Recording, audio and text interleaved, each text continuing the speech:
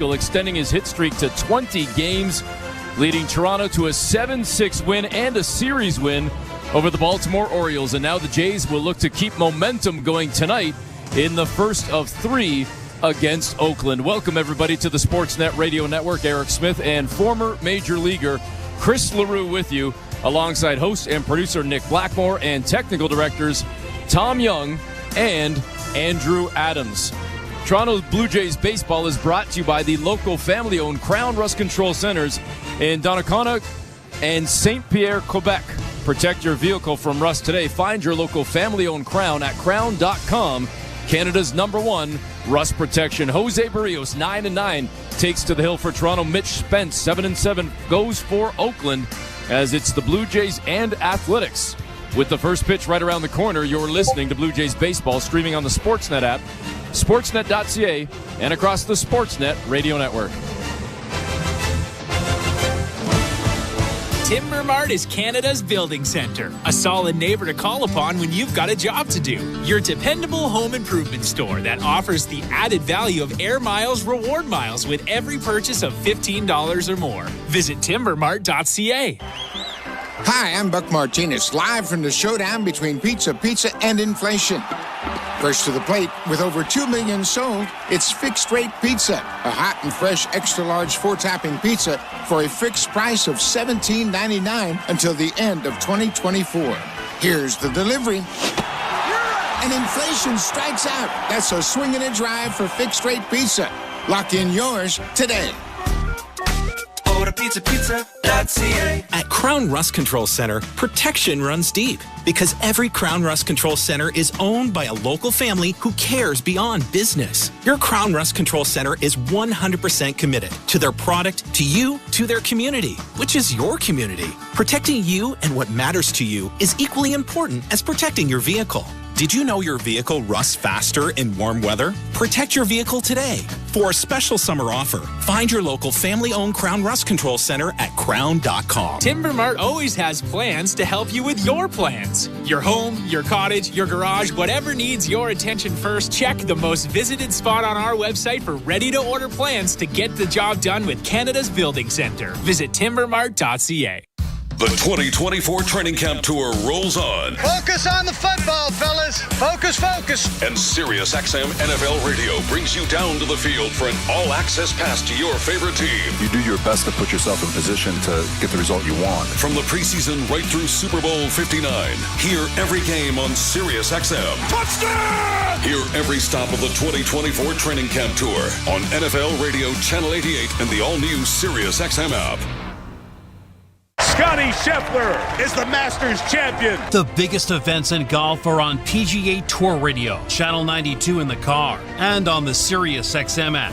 A Sportsnet Radio Network. For one, his work, that no one sees, that I feel like I talk about a lot, but he's not giving at bats away, and I think that's what separates good from great.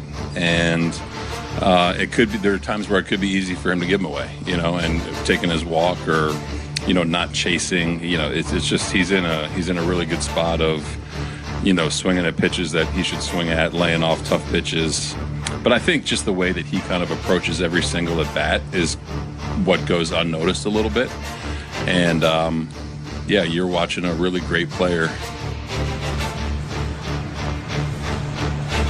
That's the voice of Blue Jay manager John Schneider speaking about, of course, Vladimir Guerrero Jr., who comes in tonight's ballgame on a 20-game hit streak and fresh off an incredible performance last night over the Baltimore Orioles, as again the Jays take 2 of 3 against the O's and now get set for a weekend series against the Oakland Athletics. Eric Smith and Chris LaRue with you. And Chris, I don't know what we can say that we haven't already said about Vladdy, but I'm still going to ask anyways. What do you think has gotten into him over the last let's just call it 8 weeks? Because it seems like it's even longer than that. He has flipped the script on his season, and I'm not sure if there's anybody in baseball hitting a hotter stick than him. Judge might have more power at times, but I'm talking about putting the whole package together. Vladdy has been off the charts. Yeah, I mean, he's slowly creeping his way into that MVP conversation. And I know it's a long shot when you think of when you think of Aaron Judge, when you think of Juan Soto, Bobby Witt Jr., when you think of those guys. But I tell you the most obvious thing when you ask me why is Vlad the guy that he is right now. He's laying off that slider away. Early on in April, he hit .219, and the reason for that is he was swinging wildly at that slider that started off the plate outside and finished even further away. And now he's locked in. He's waiting for his pitch. And when a pitcher makes a mistake, he absolutely demolishes it. That's the key. Well, Vladdy will be in that familiar number 3 spot in the Blue Jay lineup, but why don't you give us the starters for the A's and the Jays as we are about to get started? I haven't had to, been able to sit back and just chill for about a week here. Well, so I like giving your pipes a minute and a half break. I appreciate that.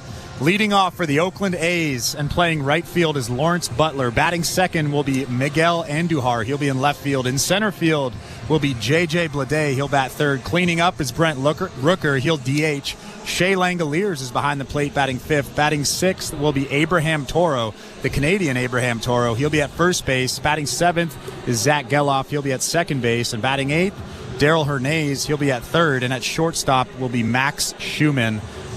He's batting ninth. On the mound for the Oakland A's will be Mitch Spence. And for the Toronto Blue Jays, leading off is George Springer. He'll be in right field. In center field is Dalton Varsho. He'll bat second. Batting third is Vladimir Guerrero Jr. He'll play first base. Cleaning up is Spencer Horwitz. He'll DH. Batting fifth and catching is Alejandro Kirk. Playing third base and batting sixth is Ernie Clement. Batting seventh is Joey Loperfido. He'll be in left field. Batting eighth is Davis Schneider. He'll play second base. At shortstop, batting ninth is Leo Jimenez. On the mound for the Blue Jays is righty Jose Berrios. And Berrios and the Blue Jays are set to go in mere moments as Lawrence Butler is making his way to the box to lead things off for the Oakland A's. Gives us a quick chance to take a look at the Bet365 standings. At Bet365, you can watch thousands of live games, build your own bet, and can even make a bet while the game is still being played. 19 plus, play responsibly.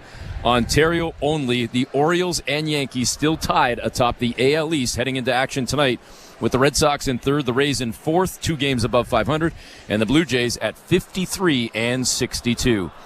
The first pitch from Berrios is down low, and the first pitch comes in at 7:07 Eastern Time. 1-0 count to Lawrence Butler. Butler batting from the left side. Swings at the second pitch, straight back into the netting.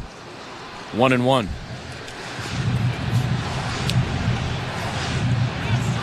Looks like it's already jammed here in Rogers Center as it is Harry Potter night and another giveaway by the Blue Jays and their ticketing department with Harry Potter Blue Jay /themed shirts, t-shirts being handed out to the first 15,000, and it was quite popular. I got here at about 3:15 and there were already lineups at all of the gates around Rogers Center. Well, I'm not 100% sure, but this is your favorite night of the year. Am I wrong? Oh yeah, big Harry Potter guy. Yep. I don't even know what they are. A Hufflepump or whatever they are called. I truly have no idea what you're even talking about. So I'm not one of those guys. You said you've at least seen one of the movies. I haven't. But I told you what happens when I see the movie. I start looking at my phone and I lose interest. Yeah. 3-1 count now to Butler. And Berrios back painting the outside edge to push the count to full as that sinker came in at 94. Somebody downstairs told us it is houses. There are 4 different houses. And one of them was like a raven or something. I don't know. We'll figure it out. 3-2 pitch coming right back at us and just below us. Probably missed by about 10, 15 feet. And neither one of us flinched. We got to pry Tom Young out from under his desk, but otherwise we're fine. The full count coming again right here for Butler. Berrios looks in at the sign from Alejandro Kirk. And now I'm not sure what the issue is, but home plate umpire Mike Malinsky comes out and wants to say a word to Jose Berrios. Well, Jose Berrios started pointing at that pitch comm in his hat. Alejandro Kirk came out just in front of home plate. And you're right, I'm not really sure what happened, but maybe he just didn't hear the pitch comm, didn't feel the pitch comm. So the righty Berrios gets set for the lefty Butler with this 3-2 count. And it looks like there continues to be an issue And I believe we're going to have a slight delay right here. Yep, we will. Well, home plate umpire Mike Muchlinski gave the thumbs up to John Schneider, said, yep, we got to get that fixed. And they are indeed getting that fixed. Jose Berrios has his hat off just between the pitcher's mound and that Blue Jays dugout. This is why I like the old school approach to sign giving. Just throw a finger down and get the game going. This is a little bit silly for me. I don't disagree. And I have to imagine that the quick fix is, hey, somebody got a battery? Yeah, I got to that might be the fix. Somebody's job to check this before the game, but I don't know. If you're a Energizer or Duracell, you might want to think about sponsoring. Or any other battery company that I didn't name right there. 3-2 pitch. And it's in for a strike. Butler caught looking, didn't like the call. It looked like it might have been a little bit low, but take it and run if you're a Blue Jay fan. As Berrios starts the game with a strikeout, there's one away. That was a good pitch from Jose Berrios. He has a huge smile on his face, giving the thumbs up to Alejandro Kirk. That was 95 miles an hour just below the strike zone. Probably not a strike, but a very, very good sinker from Jose Berrios to start this game. It brings up Miguel Andujar. The right-handed bat swinging at the first pitch. Sends it sky high into shallow right field, backing up for it. About 15, 20 feet onto the grass, onto the turf is Vladdy Guerrero Jr. to make the grab quickly, 2 away. When you look at Jose Berrios' last 3 games, the most glaring thing is the base on balls, and it's an obvious reason for his success and lack thereof. Against Texas on July 28th, he walked nobody and gave up 1 earned run. In his last start, he walked 3 and gave up 5 earned runs. It's kind of simple. You don't walk anybody, you don't give up earned runs. J.J. Blais comes up, batting from the left side. The center fielder takes the first pitch, a strike, and an 0-1 count. First inning is brought to you by Armstrong Bird Food. Bring nature to your backyard with Armstrong. Feeding Blue Jays since 1986. Visit ArmstrongBirdFood.com. This one fouled off by Vladdy, up and over the Blue Jay dugout, about 25 rows deep. Takes a big ricochet and then a nice catch by a fan down there. And an 0-2 count to Vladdy. By the way, somebody already wrote in, clearly a very angry Harry Potter fan. If I'm saying the names correct, Gryffindor, Slytherin, Ravenclaw, and I was close, Hufflepuff. Hufflepuff are the 4 houses. I don't know what those houses mean. What was that last one again? Hufflepuff. All right. Hufflepuff. Yeah, sounds right. I think I'd be more down with Slytherin. I like the sound of that one. 1-2 now to Vladdy. The pitch, and it's sent on a pretty good ride into right field. That's going to be a fair ball dropping in front of Springer out in right. And a little hesitation from George allows Vladdy to kind of turn on that second gear. Seemed like Chrissy hesitated for a moment and then said, forget it, I'm taking this extra base. Yeah, I think that's smart of Vladdy to try to take that extra base, especially with 2 outs. You want to get that guy to second base into scoring position, but that's just a hanging changeup from Jose Berrios right down the middle. J.J. Vladdy was a little bit out in front. I think he broke his bat, but that's a missed location from Jose Berrios. You want that thing below the strike zone. Brings up Brent Rooker. And his numbers are gaudy. 281, check that 291. I even have my glasses on. 28 home runs and 81 runs batted in. And he's got one to potentially cash in right now out at second base with Vladdy getting that double moments ago. A 1-0 count now to Rooker. Berrios looks at it, second, turns, fires, and it's in for a strike. Fastball is good, clocked at 95, a 1-1 count. Top of the first inning, no score. 2 out, but a man on at second for Oakland. Berrios, his 15th pitch coming right here. And Davis Schneider snuck in from second, trying to keep Vladdy honest out there. Berrios kind of looked around, then stepped off the rubber, and he'll step back on and get set.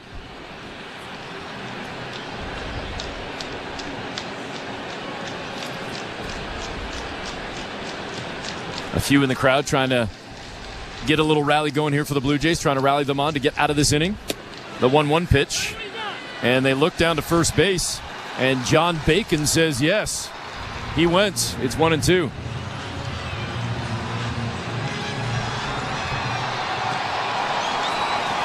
I feel like he missed his calling as a baseball player, so at least he's an umpire. John Bacon is a pretty good handle. Here's the 1-2 pitch to Rooker. And no good outside. A little bit low. Now 2-2.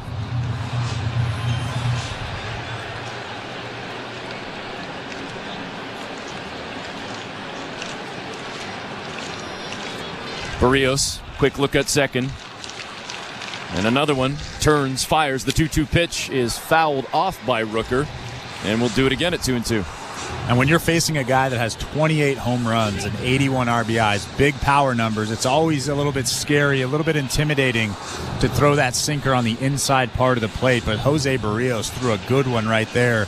Ended up off the plate inside, and Rooker just got a piece of it to stay alive in this count. Berrios comes set. Again, the quick glance at second. Here's the 2-2 pitch. Swing and a miss. Rooker sits down, and the Blue Jays get out of the inning. 2 strikeouts for Berrios. We go to the bottom of the first. You're listening to Blue Jays Baseball, brought to you by your local family-owned Crown Rust Control Center. Streaming at sportsnet.ca and the Sportsnet Radio Network. So, you want to be a Looney Dogger, eh? Every Tuesday Blue Jays home game is Looney Dogs Night, presented by Schneider's. Grab $1 hot dogs from various concession stands around Rogers Center. Plus, stop by the Schneider's Porch, your hot dog headquarters. The destination for a one-of-a-kind hot dog experience with excellent ballpark views. So, whether you're the relish ringleader or 7th-inning snacker, no Blue Jays game is complete without hot dogs. Don't miss out on this delicious deal. Looney Dogs Night, presented by Schneider's. For tickets, visit BlueJays.com. We're 2 men in a truck, the movers who care. You never know when cardiac arrest can happen. That's why each and every one of our trucks carries a life-saving Mikey defibrillator as part of our Mikey on Board program. Whether we're on the highway or in front of your house, we're prepared to help anyone whose heart may skip a beat. The Mikey Network has saved many lives, making Mikeys accessible to the public. And now they're on board our trucks. We're 2 men in a truck. 2 men and a truck, the movers who care. At Bet365, we don't do ordinary. That's why we introduced in-game betting. Because when the game starts, the action doesn't stop. With in-game betting, you can wager on game props, player props, totals, and the money line. And remember, in-game, you can track your same-day parlay with the option to cash out. Check out in-game betting and find out why. It's never ordinary at Bet365. Must be 19 years or older. Ontario only. Please play responsibly. If you or someone you know has concerns about gambling, visit connexontario.ca. This is Toronto Blue Jays baseball. Springer started right, coming in, leaps and makes the catch full stretch. On Sportsnet 590 The Fan and the Sportsnet Radio Network. Welcome back to Rogers Center. Eric Smith and Chris LaRue with you, getting set to start the bottom half of this first inning. Mitch Spence on the mound for the A's, the right-hander. Coming in at 7-7, a 4.40 ERA. Facing George Springer out in right field tonight. George batting .223 entering action tonight. 13 homers, 41 runs batted in. And he takes the first pitch inside, a 1-0 count. Looks at the second pitch as well from Spence. That's in for a strike. The slider is good, 1-1. Mitch Spence he doesn't really have the normal arsenal that a starting pitcher would have in Major League Baseball. He throws a cutter 40% of the time, throws a slider 35% of the time. We just saw the cutter right there as Springer whiffed 1-2. And then he mixes in the sinker, the curveball, and the change. So the majority of the time, 75% of the time, you'll see a cutter and a slider. The 1-2 pitch just missed. And you might have heard the home plate umpire scream down to first, "What do you got, John?" And John Bacon says, "No, that was clean." So Springer stays alive. It's 2-2.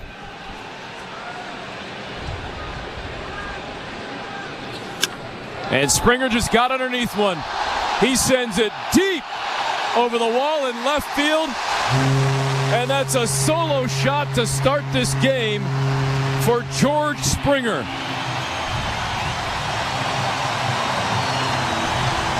It's his 20th leadoff home run as a Blue Jay. And George Springer has given the Blue Jays an early 1-0 lead. Well, he got a hanging slider from Mitch Spence right over the middle of the plate, and he didn't miss it. He hit that thing into the second deck, 421 feet out into left field. That's a great swing. And it brings up Dalton Varsho, the number 2 hitter for the second straight night. He did a great job last night getting on base a number of times for Vladimir Guerrero Jr. And before the ball game, John Schneider, as Varsho hits this one into right field, it's going to be a base hit for Varsho. It's cut off there out and right by Lawrence Butler to keep Varsho to that single. But to finish my thought, Schneider said, listen, Joey Loperfido, who was batting second for a handful of games, he's looked comfortable in the field, but obviously hasn't done as well as he has wanted to at the plate. Thought we might move him down a little bit, but we wanted to keep, obviously, Vladdy where he is. We like where Horwitz is. Kirk's been hitting the bat well, so it's almost like you just sort of flipped Loperfido and Varsho, so to speak, with now Dalton moving up in the lineup. And right on cue, he gets on base again, bringing up Vladdy with the 20-game hit streak. And Guerrero takes the first pitch outside for a ball. Well, the ideal situation is you want people on base when your run producers come up to the plate. Vladimir Guerrero Jr. is the obvious run producer in this lineup. You want Dalton Varsho to get on base. You want George Springer to get on base so he can drive those runs in. Here's the 1-0.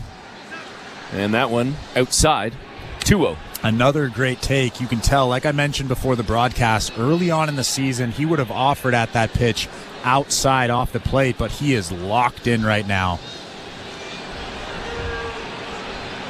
Spence looks in at the sign. The 2-0 pitch fouled off by Guerrero. It's 2-1.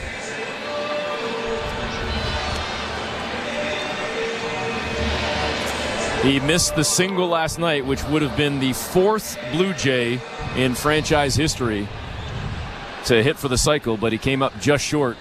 Still an incredible night for Vladdy with the double, the triple, the homer, and 4 runs batted in that 7-6 victory. Here's the 2-1 pitch. Missing, down low, 3-1. So Spence having issues early for Oakland, and that's certainly good news for the Blue Jays and their fans. Toronto already up 1-0 with a man on first and none away. And now Spence throws over to first. Diving back in is Varsho, and of course the fans don't like it. Well, there's a big hole on the right side of this infield. Abraham Toro, first baseman for the A's, is holding on Dalton Varsho, and then Zach Geloff is shaded towards second base. The 3-1 pitch, a big cut, and unfortunately a big whiff as Vladdy got fooled on that one. The slider ended up way outside, and now the count is full. Yeah, that's the first time in a long time I've seen him offer at that pitch. That was, like we mentioned before the broadcast, again, I hate to bring it up, but that was the slider that starts off the plate and breaks even further away, and he still offers at it. Here comes the payoff pitch, the 3-2. Varsho takes off. Vladdy sends it into center field, and it's a 21-game hit streak for Vladdy. Varsho got a very late jump to third, and he's thrown out. I'm not sure why he took off, Chris. He got to second, was on the bag, looked, saw the ball drop, and then took off for third. It was going to be extremely hard for him to get there, even with his speed, and he's thrown out. Good heads-up running, though, by Vladdy as he goes over to second after Oakland. J.J. Blade came up throwing to Hernandez at third. Well, J.J.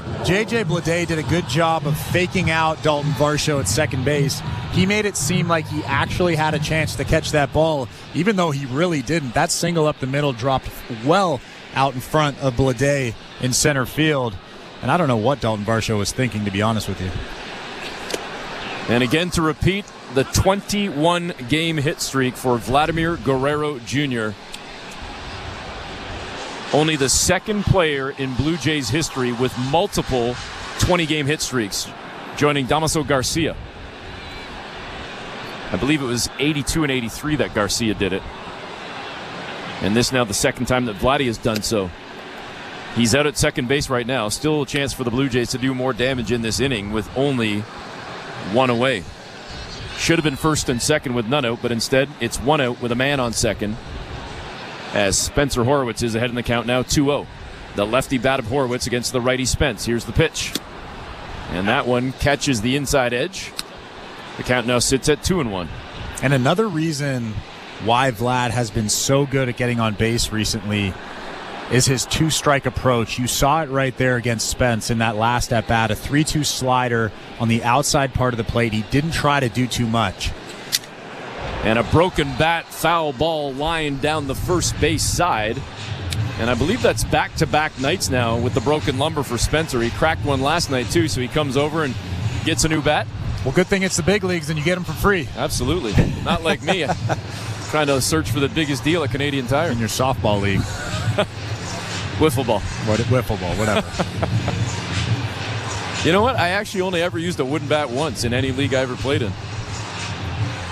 Was never good enough to get to a league that used wood exclusively. 2-2 count now to Horwitz.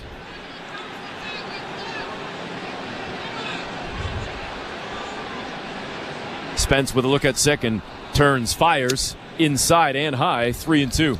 In the minor leagues, the team supplies generic Rawlings type of wood bats. And if you want to get the good bats, the expensive wood bats, your agent has to buy them or you have to pay for them. Not in the big leagues. And now Horwitz sends one out to a pretty decent spot in right center. But underneath it to make the grab is Lawrence Butler, and he quickly fires in to hold Vladdy at second. And now there are two away. Another reason why that was such a glaring mistake from Dalton Varsho is there's nobody out in the inning. You don't need to take that extra base. There's nobody out. Keep the rally going.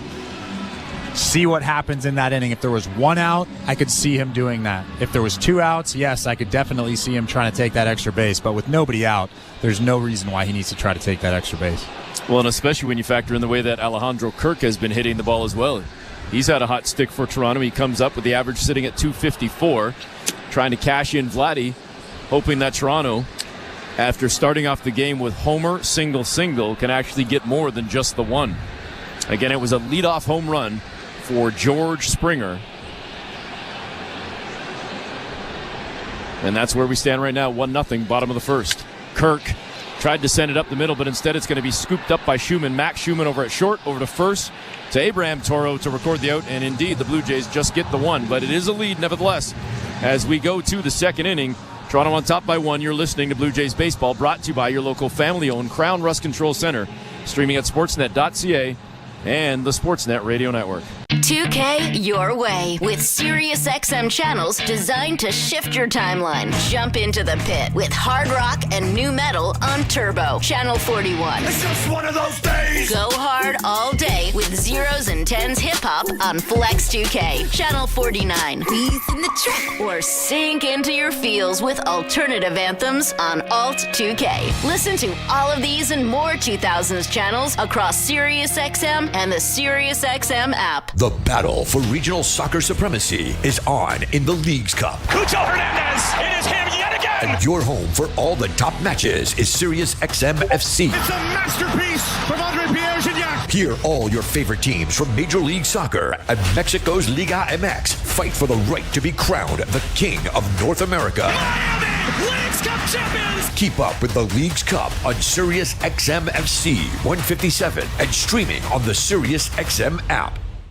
Be the most informed player in your fantasy football league by listening to the experts on Fantasy Sports Radio. I want to thank you guys for making me a better fantasy player. Hear player rankings, position breakdowns, and expert drafts. There is no bigger value today than Dak Prescott. Going deep down the right side, got a man, caught, touchdown Cowboys. The road to a fantasy football championship begins with Fantasy Sports Radio. Channel 87 in the car and on the all-new SiriusXM app. Hey everyone, it's Justin Turbin at your 24/7 home for hoops all year long is SiriusXM NBA Radio Channel 86 and the SiriusXM app. Just search NBA Radio. Welcome back to Rogers Center. Eric Smith and Chris LaRue with you. Second inning presented by Bet365. At Bet365, you can bet live in-game on game props, totals, and the money line. Download the app and find out why it's never ordinary at Bet365. 19 plus. Play responsibly. Ontario only. Jose Berrios getting set to start this second inning against Shea Langoliers, as Langoliers steps in for the first time in this game. Got those high socks, the old school look with the yellow stripes, the bright yellow shoes. I've always loved the Oakland A's uniforms and color scheme. I don't know what's happening with them, but I hope they keep their color scheme. That's all I want. I got to think, going to Vegas, do they go the way of the Raiders and kind of like a black and silver look or something? I hope not. I really hope not. These are probably my favorite uniforms. The colors, the style, there's just so much history with that uniform. The 1-1 pitch catches the bottom part of the zone on the outside edge. It's now 1-2. I tell you, you wore one of my favorite uniforms with the Pittsburgh Pirates, and I could have used you last night when Madison Shipman and I were trying to go through again, like, what is it called again? Midnight Blue, inspired by Lake Ontario? I don't know. I even gave you the shout-out. I said, Chris has been trying to teach me all year. The 1-2 pitch inside, it's 2-2. It's pitch Navy. There I don't even have to Google it. We called it Midnight Blue. Madison was convinced of it. Now I'm throwing her under the bus. You've been around long enough now that you need to know that. Pitch Navy inspired by the darkness of Lake Ontario. 2-2 slap foul down the first base side into the netting. We'll do it again at 2-2. Berrios came in with the sinker clocked at 95, trying to get the right-handed bat of Langoliers to sit down. Already a couple of strikeouts in the ballgame for Berrios. Langoliers with 21 home runs on the season, but batting just .207. Gives one a pretty good ride to center field, but tracking back, he's got it in his scope, and he makes the grab. It's Dalton Varsho, one away. Well, I think Jose Berrios got away with one there. That was just a spinning slurve over the middle of the plate. Shea Langoliers has a ton of power. 21 homers already this season. He was just out in front of it and just missed that thing to center field. This brings up the number 6 hitter in the Oakland lineup, Abraham Toro. Toro, switch hitter batting from the left side, takes the first pitch, and it's a called strike, 0-1. Got him with the sinker.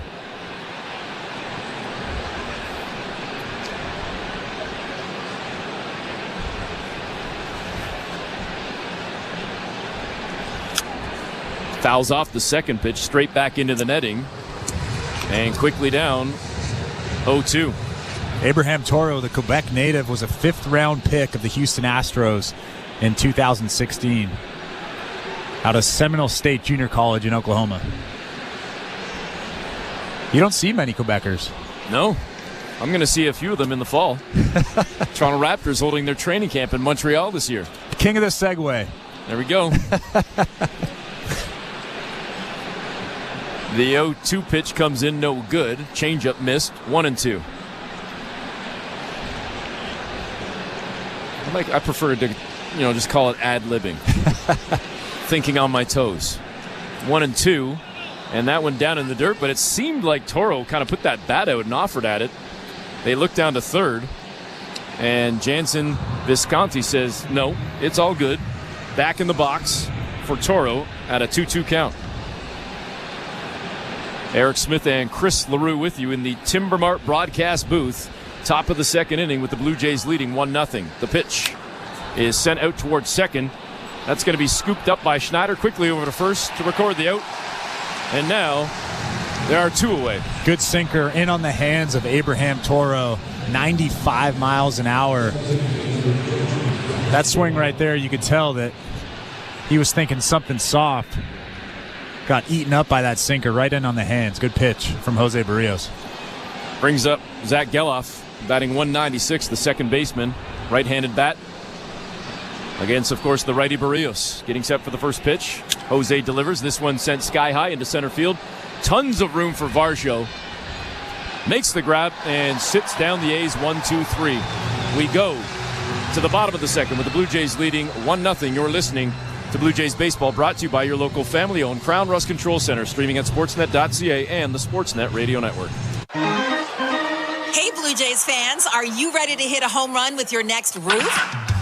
Introducing GAF Timberline HDZ shingles, designed to keep your roof looking and feeling like a winner, rain or shine. GAF is proud to be the official shingle of the Toronto Blue Jays. Visit homedepot.ca and search GAF to learn more about how GAF Timberline HDZ roofing shingles can elevate your home to the next level. GAF, we protect what matters most. At Crown Rust Control, protection runs deep because every Crown Rust Control Center is owned by a local family who cares beyond business. Your Crown Rust Control is 100% committed to their product, to you, to their community, which is your community. Protecting you and what matters to you is equally important as protecting your vehicle. Did you know your vehicle rusts faster in warm weather? Protect your vehicle today. For a special summer offer, find your local family-owned Crown Rust Control Center at crown.com. If you're looking for a fun day, did you know the day before Monday? It's Junior J Sunday. You can paint your face, come and meet Ace and run base to base. On Junior J Sunday, so many things to do. You can bring your crew and even mom and dad too. Junior J Sunday. Sundays are for Junior Jays. Get to the ballpark early to enjoy outdoor activities before continuing the fun inside while you cheer on the Blue Jays. If you're feeling the song, grab your dad or mom, visit BlueJays.com. Junior J Sunday. This is Toronto Blue Jays baseball. That ball is gone. Third home run in 4 batters for the Blue Jays. On Sportsnet 590 The Fan and the Sportsnet Radio Network. Back at Rogers Center, getting set to start the bottom half of the second inning. Ernie Clement to lead things off for the Blue Jays, with Toronto leading 1-0 on Harry Potter night here at the ballpark. First pitch coming. And Clement swinging, of course, at that first pitch, as he often does. Gets underneath it, sends it to left field, camping underneath it. Miguel Andujar makes the grab, one away. Actually, not a great pitch from Mitch Spence. A spinning slider over the middle. You can tell Ernie Clement was just a hair out in front, just missing that thing to left field. So Joey Loperfido steps up now for the Blue Jays. Toronto wearing the home whites today. Loperfido getting set to dig in, the left-handed bat against the righty Mitch Spence. Spence gave up the solo shot to George Springer to start this ball game in the bottom half of the first inning. And the Blue Jays threatened but weren't able to get anything else. And now they'll try to get something going here with one away in the second. Loperfido batting .220 coming into this ball game. Couple of home runs on the season. Ahead in the count 1-0. Swing and a miss, it's 1-1.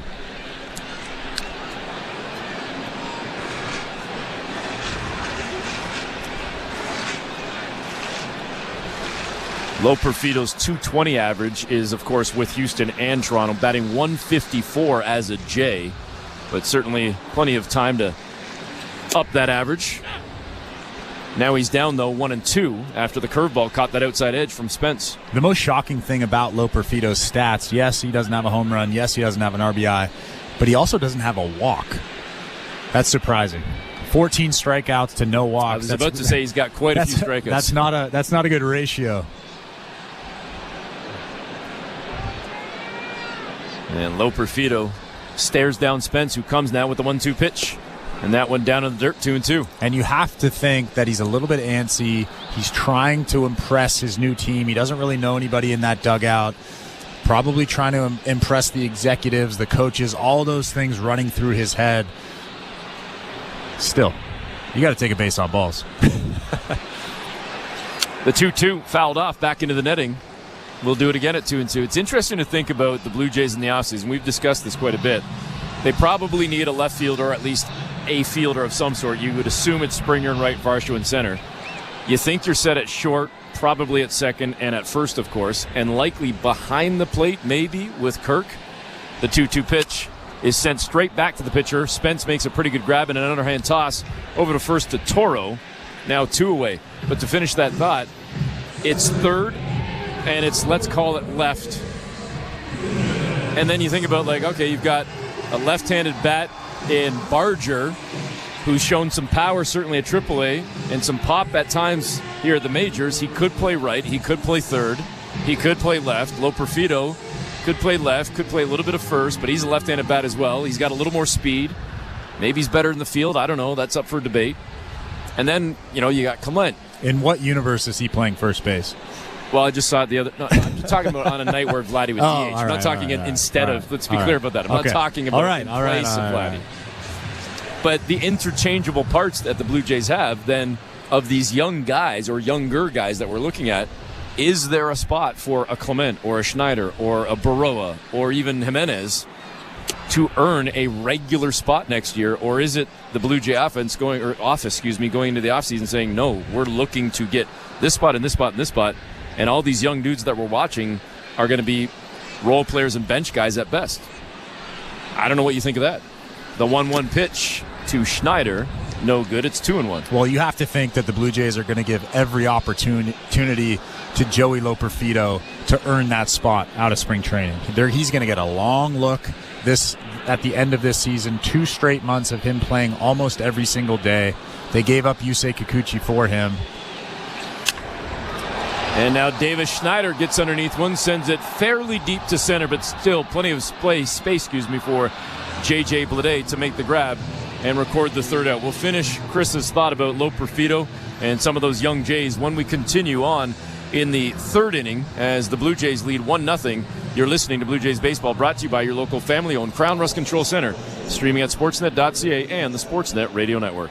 At Crown Rust Control Center, protection runs deep because every Crown Rust Control Center is owned by a local family who cares beyond business. Your Crown Rust Control Center is 100% committed to their product, to you, to their community, which is your community. Protecting you and what matters to you is equally important as protecting your vehicle. Did you know your vehicle rusts faster in warm weather? Protect your vehicle today. For a special summer offer, find your local family-owned Crown Rust Control Center at crown.com. Hi, I'm Buck Martinez, live from the showdown between Pizza and inflation.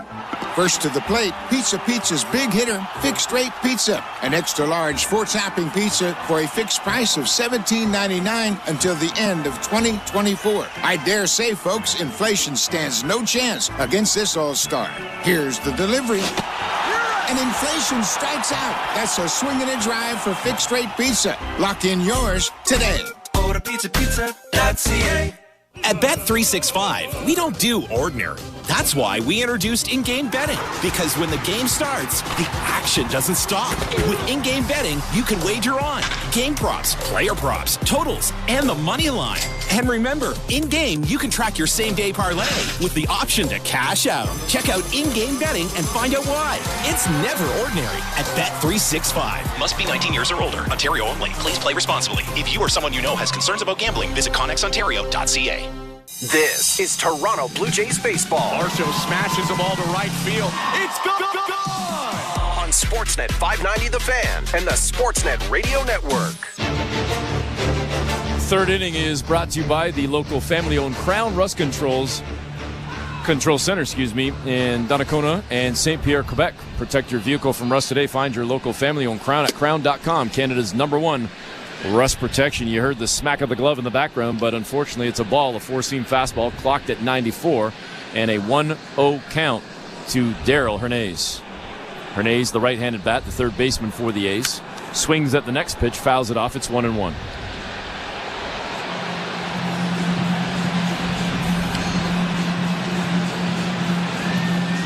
Hernandez batting .171 coming into action tonight.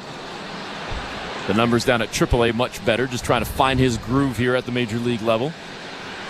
Berrios with the pitch, and Hernandez smacks it to left field, and it's going to get up over the head and up over the wall. A solo shot that left in a hurry has tied this game off the bat of Daryl Hernandez. And that is Daryl Hernandez's first career home run. That was a missile to left field, a sinker that Jose Berrios left right over the middle of the plate. A big smile on Hernandez's face as he gets back to the dugout. Actually wasn't a terrible pitch, a sinker in off the plate, but Hernandez shows that quick bat, gets the bat through. It's a good line drive over that wall in left center. So he leads off this third inning with the solo shot. It brings up Max Schumann, who takes the first pitch in for a strike. And an 0-1 count. Schumann, the right-handed hitting shortstop, the number 9 hitter in the Oakland lineup. The game now tied 1-1 as Berrios delivers. And Schumann bit hard on that one. He got all mixed up there on the slurve. Down 0-2.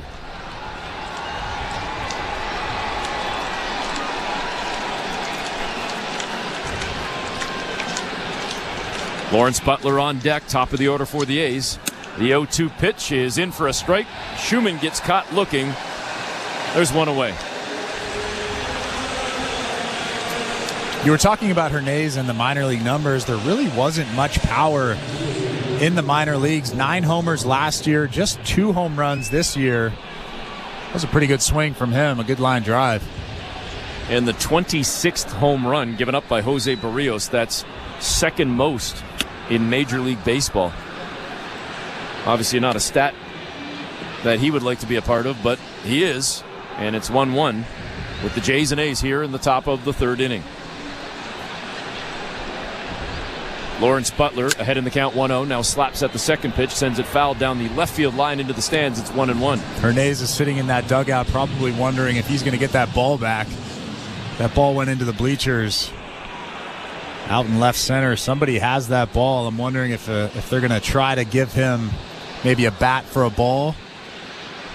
Probably worth it. And now the 1-1 pitch misses. Berrios wanted that one, and he probably should have got it. Looked like it was pretty good.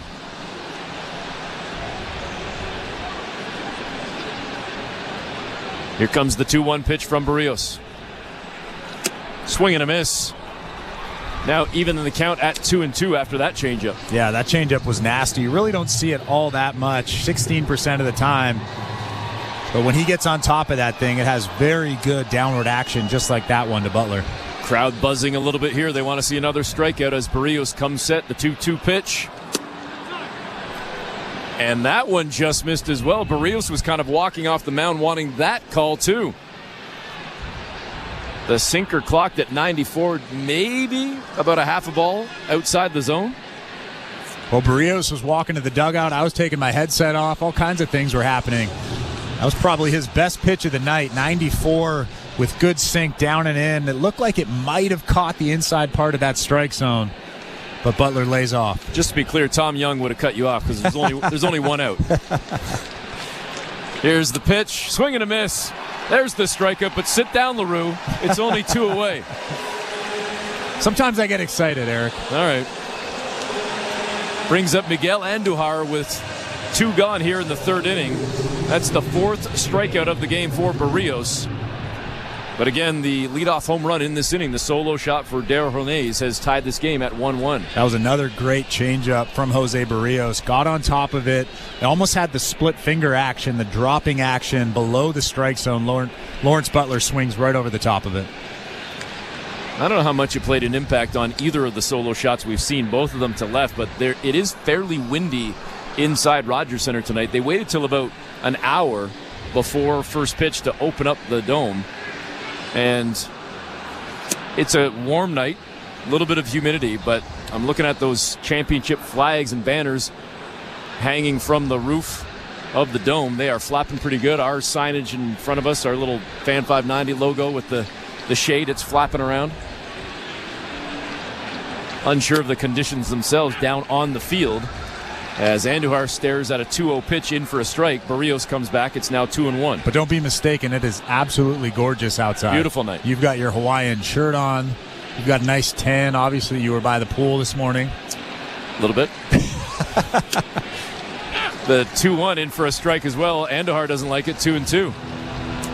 Well, you've been gone for a week and you're bronzed up too. Well, my brother was away and he's got a nice pool, so why not? Thanks again to Caleb Joseph and Madison Shipman for hanging out with me for the last week or so. Good to have Chris LaRue back as Andujar sends this into center field. And it's shallow enough that it's easy enough for Schneider to take a couple of steps back into shallow center, make the grab, and sit down the A's. But again, Oakland gets 1 to tie this game 1-1. We go to the bottom of the 3rd. You're listening to Blue Jays Baseball, brought to you by your local family-owned Crown Rust Control Center, streaming at sportsnet.ca and the Sportsnet Radio Network. The biggest names in NASCAR talk are now with SiriusXM. Hey, this is Denny Hamlin, host of Actions Detrimental, driver of the number 11 Toyota for Joe Gibbs Racing, and co-owner of 2311. What's up, everybody? Thanks for hanging out with us today for the Blue Jays against the A's matchup. Please make sure to hit that like button. Helps bring more people here into the chat. We've seen an uptick in the likes. We've been hitting the 60 range. Lately, that's been up from the 40s, so keep it up. Let's keep getting more likes. Please take a second to exit out of the chat and hit that thumbs up. Appreciate it. We'll see you guys back in the chat. Go Jays, go. Talk to the top names in the business, like the legend himself, The Undertaker. I'm actually glad to be on a real show. Catch Busted Open live every day from 9 to noon Eastern on SiriusXM Fight Nation, channel 156, and on the SiriusXM app. The NASCAR Cup Series is on SiriusXM. Let's go, man! We're back on the track Sunday, 5 p.m. Eastern. It's the Cookout 400 from Richmond Raceway. Checker flag, baby. Yeah! On SiriusXM NASCAR Radio Channel 90, in the car, and on the all-new SiriusXM app. Yeah! Get closer to everything that moves you, wherever you are, with the SiriusXM app. Let's make some smoke and drink some beer. Yeah! 24/7, 365 coverage of all things NASCAR. All things NASCAR happens exclusively on SiriusXM NASCAR Radio, Channel 90. That Radio Network. Bottom of the third inning from the Timber Mart broadcast booth. Eric Smith and Chris LaRue with you. Score now tied, and the number 9 hitter, Leo Jimenez, steps in and takes the first pitch for a strike. Jimenez has had a hot bat of late. He's been Mr. Double Machine. He had 3 a couple of nights ago in one ball game. Had another one last night. And the 0-1 pitch catches the inside edge, and he's quickly down 0-2. The average up to 243. And as I mentioned, the hot bat, 4 of 10 against the Orioles. All 4 of his hits were doubles. Swing and a miss. He sits down. And there's one away. And Mitch Spence only throws his sinker 13% of the time, but the second pitch he threw to Leo Jimenez had a ton of downward action to it. I actually thought it was a changeup. And then I looked out on the board, it was 92 miles an hour. That's a pretty good sinker for a pitch he only throws 13% of the time. Back to the top of the order, George Springer with the solo shot to lead off the Blue Jays in the bottom of the first inning. That gave Toronto a 1-0 lead. They had since given back that run. It's now tied up, 1 apiece here, bottom 3. Springer batting .225 with now 14 home runs on the season. Here comes the 0-1 pitch.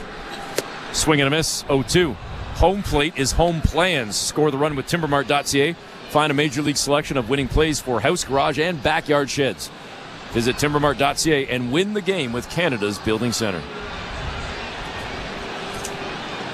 Here comes Mitch Spence with the 0-2. Inside, a little bit high. Springer takes 1-2. That's an effective pitch. A fastball up at the chest that George Springer had to bend his back. Probably felt very uncomfortable. I'd be shocked if he doesn't come back with a slider outside right here. Missed way outside. It was a slider, though. Count is 2-2. Well, I think he was trying to go down and away with that slider, just missed his spot. It's baseball 101. Up and in with the fastball, down and away with the off-speed pitch. Here's the 2-2 delivery. Springer got a piece of that one and fouls it off on a couple of bounces into the Blue Jay dugout. We'll do it again at 2-2. Springer with that solo shot. Again, his 20th leadoff home run in a Blue Jay uniform. And it was his 698th RBI, 2 away from 700 runs batted in for his career. The 2-2 pitch. He sends a pretty decent hot shot to third, but a relatively easy grab there at third for Hernandez. Throws over to first to Toro to record the out, and there's 2 away. Hernandez having a pretty good day. A home run, a nice play on that line drive from George Springer, I bet he plays the rest of the day with a huge smile on his face, that's for sure. Brings up Dalton Varsho, who had a base hit in his first at-bat. Looked like he was a part of a big rally coming potentially for the Blue Jays in the first inning, but Varsho unfortunately ended up getting thrown out at third after he tried to take an extra base off of Vladimir Guerrero Jr. single. And Toronto only mustered up that one run in that first inning. Varsho will try to get a little rally going here with 2 away in the bottom of the third. Down 0-1 in the count. Spence with the pitch inside. Varsho swings, and he's down 0-2. Spence has now thrown 43 pitches.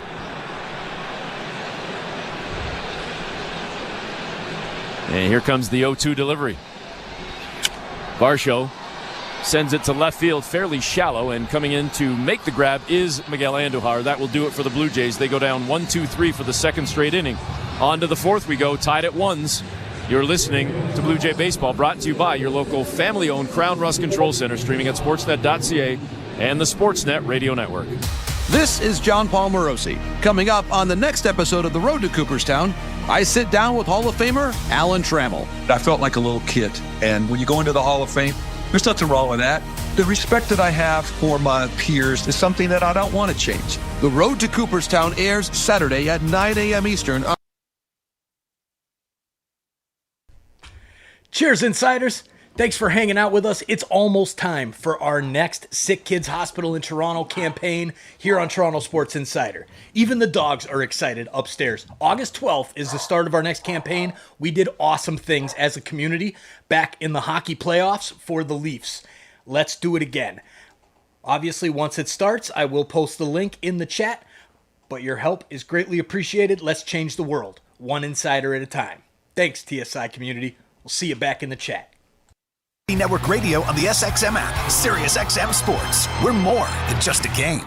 Every night after the final out, the Round Trip Roundup brings you the scores, highlights, and analysis from every game across Major League Baseball, all in less than 30 minutes. Swung on and missed, strike three and a no-hitter. It's the perfect way to get caught up on all the night's biggest home runs and best performances. In a high drive, deep right center. It's the Round Trip Roundup on MLB Network Radio every night on Sirius XM Channel 89 and every morning on the Sirius XM app. Our goal is to win the Super Bowl. That's it for us. Hear every stop of the 2024 training camp tour on NFL Radio Channel 88, the all-new Sirius XM app. Stone. Fourth inning is presented by Bet365. Download the Bet365 app for today's baseball odds and find out why it's never ordinary at Bet365. 19+. Play responsibly. Ontario only. Getting set to start this fourth inning. We are tied 1-1. And it's two separate solo shots, one for each team, to take care of all the scoring thus far.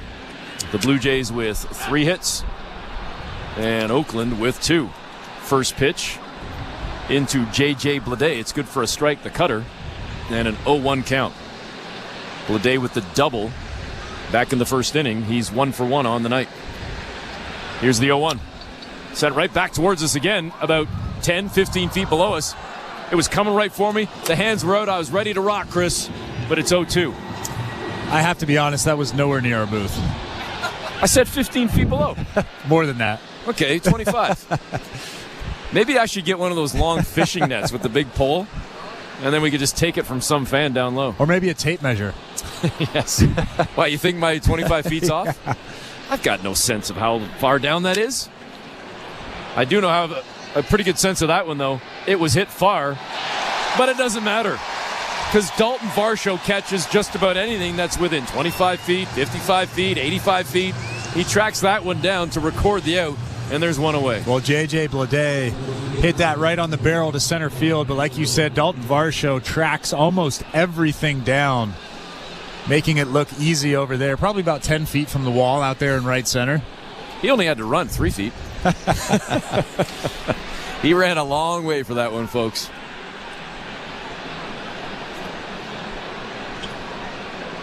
There was a game, I believe it was in the Baltimore series, might have been in Game 1 against the Orioles, where Varsho ran 110 feet to make the grab.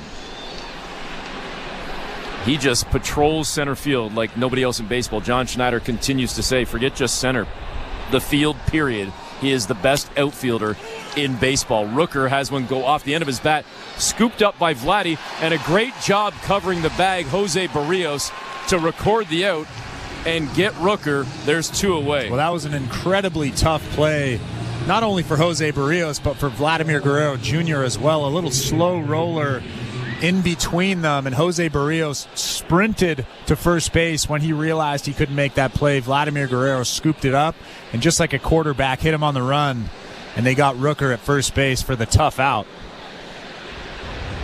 Nice little punch-out sign there at first from John Bacon. You just like saying his name. It's 100% why I said it. John Bacon.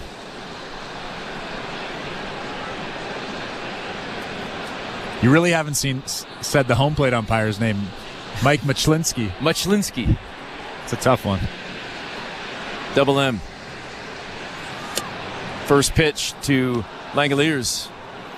No good down low, and a 1-0 count. A fly out to second for Shea Langoliers in his first at-bat. And he slaps a base hit into left field. And it will be a 2-out base hit for Shea Langoliers. I think I said he flew out to second. It was a fly out in the second to center field. Doesn't matter now, though, as he stands on first.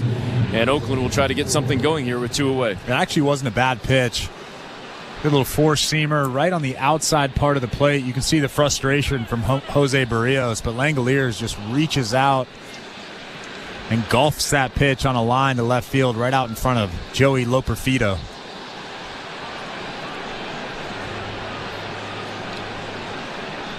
Abraham Toro comes up, grounded out to second in his first at-bat. And the switch hitter Toro, batting from the left side, takes the first pitch for a strike. The slurve is good, 0-1. I'm going to ask you, and we'll get Tom Young in on the mix at some point too, for your guess on attendance tonight, because it is rammed inside Rogers Center tonight. A hot shot out to second. Great backhanded stab by Davis Schneider to a stretching Vladdy at first, and the Blue Jays get out of the inning. What a defensive play by Davis Schneider. As we head to the bottom of the fourth, tied at 1. You're listening to Blue Jays Baseball, brought to you by your local family-owned Crown Rust Control Center, streaming at sportsnet.ca and the Sportsnet Radio Network. Timber Mart is Canada's building center, a solid neighbor to call upon when you've got a job to do. Your dependable home improvement store that offers the added value of Air Miles reward miles with every purchase of $15 or more. Visit timbermart.ca.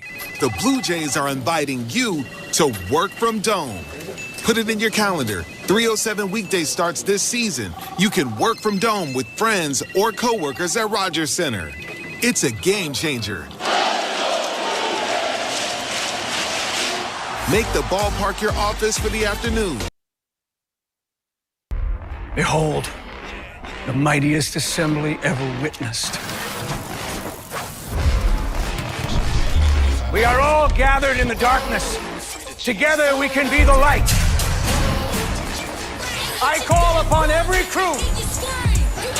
We need you all to join our fight for a new sick kids, and we need you now. Who's with us? Who is with us? Are you with us, insiders? Let's go. You heard the man. Let's donate some money to sick kids. Anything that you can is a huge help. Cheers, insiders. Let's change the world. In-game betting and find out why. It's never ordinary at Bet365. Must be 19 years or older. Ontario only. Please play responsibly. If you or someone you know has concerns about gambling, visit connexontario.ca. This is Toronto Blue Jays baseball. Fastball painted at the bottom of the zone, and that's back-to-back strikeouts. On Sportsnet 590 The Fan and the Sportsnet Radio Network. Getting set to start the bottom half of the fourth inning. Vladimir Guerrero Jr. to lead things off for the Blue Jays. With Mitch Spence still on the mound. Righty-on-righty matchup right here. In the first pitch, outside, no good to Vladdy. Missed with the cutter. A 1-0 count. All right, put your thinking cap on here. I want your attendance guess in a second here on a jammed night at Rogers Center. Harry Potter night with a 1-1 score here in the bottom of the fourth. The second pitch down low, 2-0. Well, we knew it was going to be packed. There are a ton of Harry Potter fans out there. The giveaway tonight, that Raglan t-shirt, that always gets people excited. 2-0.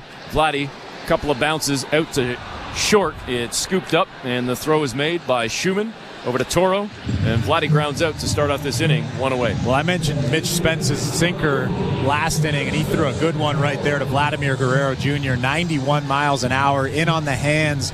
It looked like it started down the middle and then just broke back, fading into Vlad's hands. A good pitch. Tough result for him.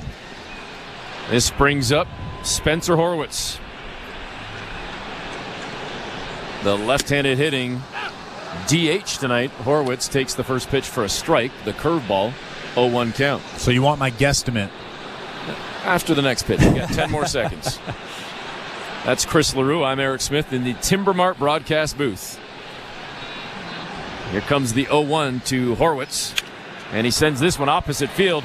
It's going to be a fair ball, making it toward the corner. That should be a double. Horwitz turning on the Jets, and he's going to slide in. Didn't need to, as the throw was wide, and it's a one-out double for Spencer Horwitz. Well, Spencer Horwitz has been so good all season long of going the other way. That sinker right there was left about belt high. Still not a bad pitch off the plate outside, but Spencer Horwitz has been so good at using the whole field, as he has a huge smile on his face doing his little dance out there at second base. Now the Blue Jays are in business. Guy on second base and just one out. His 10th double of the season. And it brings up Alejandro Kirk with a runner in scoring position and just one away. Tie game here in the fourth inning, the bottom of the fourth. First pitch fouled up and over the dugout, the Oakland A's dugout. 0-1 count. All right, what's your guess? Attendance? 40,755. 54. 54? Yeah. Oh, late change. Yeah. You're going to make me get my eraser out. Yeah, all right. 4754. All right. I'll give you mine in a second here. I'm going higher than you. I'm going 41,126. I don't dislike that guess. I mean, pretty good. We're only about, what, 400 off? Yeah. 300? I don't even know. My math's terrible. And the loser has to give up their raglan. First of all, I didn't even know what a raglan was. I thought a raglan was one of the Harry Potter houses until my wife told me today. No, a raglan is a style of shirt. That's what they call baseball shirts, a raglan shirt. Okay, I just learned something. The 1-1 pitch. Big bounce out to short, but handled by Schumann, and whips it over to first to record the out. There's two away. Tom Young handed me a little note. His guess well below ours at 38,890. No, I love Tom, but that's incorrect. Oh, wow. Wow, throwing Tom right this place is packed. Right under the bus. All right. We have to start putting like a friendly wager of like a, French fries or something on the line here. 1-1. Blue Jays still have that man in scoring position out at second base, Spencer Horwitz. As Ernie Clement steps in, takes the first pitch for a strike. The cutter is good. 0-1 to Ernie. Clement flew out to left field in his first at-bat. Didn't swing at that first pitch, but swinging at the second, sky high. And is it going to have enough to make it to the stands? It does. It hits the netting and then rolled on down the netting up and over the A's dugout. That was like skee ball, as somebody behind had to get set to make a pretty good grab. And now Clement down 0-2. Well, I think that if that netting wasn't there, if this was 2019, Abraham Toro would have caught that baseball. He was leaning over that short railing in front of the dugout, and it looked like that ball was going to drop in his glove and then hit the backside of the netting and then rolled into the first row just beyond that dugout. Spence looks in at the sign. Horwitz with the lead at second. Clement down 0-2. Here's the pitch. Way high, 1-2. The out-of-town scoreboard brought to you by St. Louis Bar and Grill. Devilishly good since Toronto first raised the trophy in '92. Rib Sanity is now on till September 8th. All you can eat ribs for just $27.99. Visit stlouiswings.com for details. Always devilishly good. Baltimore leading Tampa 3-0. That one in the fifth inning. So we'll certainly keep an eye on that. as there are implications, of course, at the top of the American League East with the Yankees and the Orioles tied, entering action, postponed again due to rain in New York. Texas at the Yankees, so they'll have to make that up as part of a doubleheader at some point this weekend. Clement fouls off that pitch. We'll do it again here at 1-2. Spence with the delivery, and it's a soft dribbler towards short, barehanded, but no play at first because of Ernie Clement's speed. A nice grab by Schumann, a smart decision to not throw it as Horwitz moves up to third. Clement safe at first, runners on the corners with 2 away. Well, you're right. Max Schumann made a great barehanded play coming in from deep at shortstop, but Ernie Clement with too much speed, that was an incredibly slow roller. But you're right, if Max Schumann threw that ball, Ernie Clement still would have been safe at first base. So this brings up Joey Loperfido, and he would certainly love to get a hold of one here. Knock in at least 1 run for the Jays. See if Toronto can get things rolling here with a 2-out rally, something they've been very good at over the course of this season. Loperfido 0 for 1 in the ballgame. He grounded out to second in his first and only at bat. Clement with the lead at first. Horwitz is at third. Loperfido, the left-handed batter, swings and misses at the next pitch. Couldn't catch up with that slider, and it's 1-1.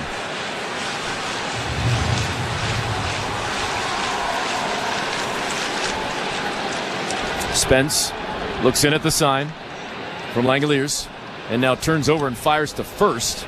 Diving back into the bag is Clement. You hear the boo birds raining down.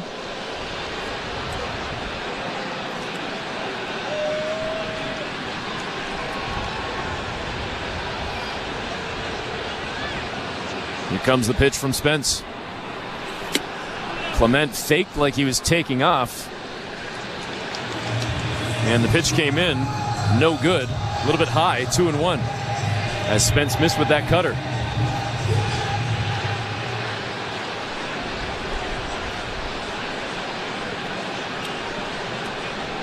And now Langoliers just in front of the plate had to reach down and adjust his padding a little bit. He seems fine, gets back down into the crouch. We're set to go. 2-1 is the count. Spence looks in at the sign. Clement with the lead at first. Loperfido, hot shot down to first, right at Toro. Bobbled it for a moment, regathered, picked it up, stepped on the bag. I mean, he hit that hard, but right at Toro. Tough break for the Blue Jays and Loperfido as they strand 2 more, and we go to the 5th inning. The score still tied 1-1. You're listening to Blue Jays Baseball, brought to you by your local family-owned Crown Rust Control Center, streaming at sportsnet.ca and the Sportsnet Radio Network. I'm Ashley Flowers, host of the #1 true crime podcast in the world, Crime Junkie. I'm so excited to bring you the ultimate destination for true crime right here on SiriusXM, Crime Junkie Radio. You'll hear episodes from our award-winning podcast, plus Crime Junkie AF. On the show, we explore cases that are unfolding right now, keeping you on the pulse of what's happening in true crime. It's all on Crime Junkie Radio. Hear it now and anytime on the SiriusXM app. Just search Crime Junkie Radio. This is John Paul Morosi. Coming up on the next episode of The Road to Cooperstown, I sit down with Hall of Famer Alan Trammell. I felt like a little kid. And when you go into the Hall of Fame, there's nothing wrong with that. The respect that I have for my peers is something that I don't want to change. The Road to Cooperstown airs Saturday at 9 a.m. Eastern on MLB Network Radio, SiriusXM 89, and the all-new SiriusXM app. New episodes drop every Tuesday wherever you get your podcasts. When you want to hear the biggest names in the SEC, you tune in to Channel 374. Texas quarterback Quinn Ewers. I knew something had to change because that was not the season that I wanted to have. Too many ups and downs. I wanted to be more of a consistent player. Got started with cutting off the mullet, being straight business. You know, they talk about party in the back, business in the front, whatever it is. So it was time to just be strictly business. Eliminate all the party. Yeah. Right. Strictly business. And, you know, that was step 1 for me. Catch the show every weekday from 8 to 11 a.m. Eastern. The The Blue Jays are in flight, leading 3-0. Blue Jays fans, this is Ross Atkins, and you're listening to Blue Jays Baseball on Sirius XM.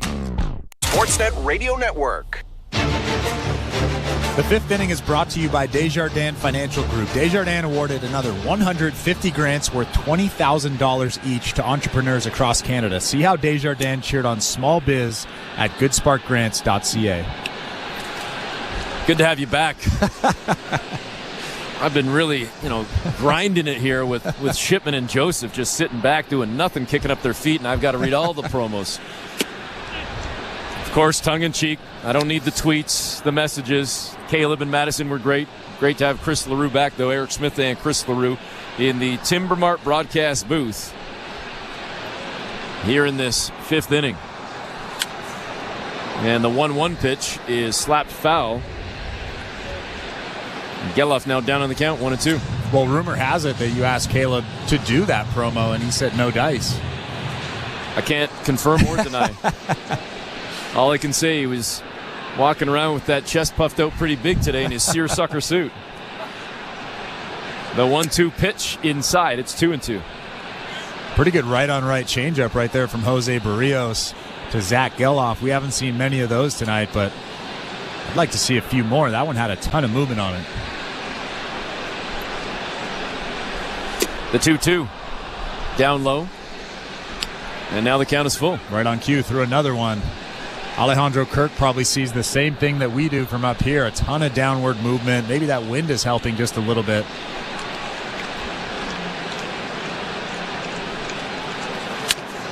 And that one sent foul down the third base line. Nice scoop down there by the ball boy. Tosses it to a fan. We'll do it again at 3-2.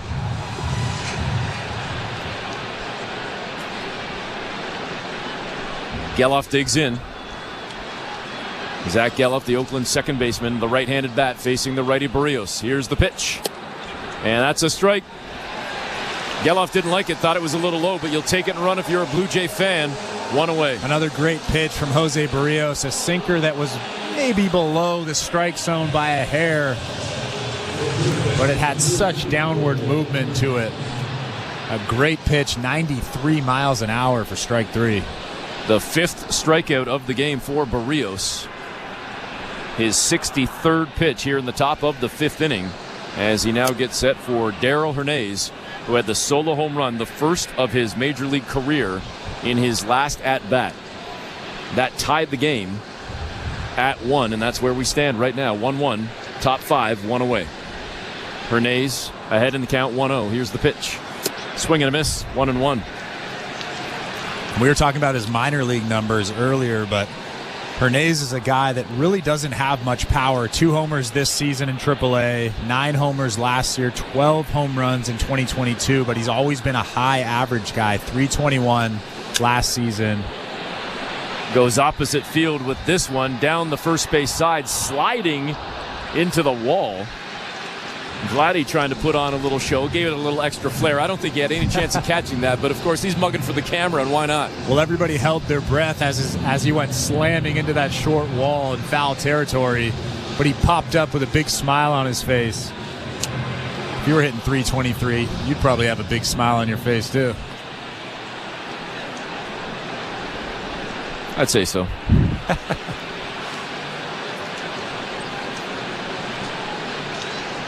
Here comes the 1-2 pitch.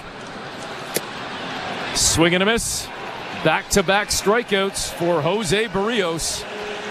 2 away. Hernandez was way out in front of that slurve. A good pitch.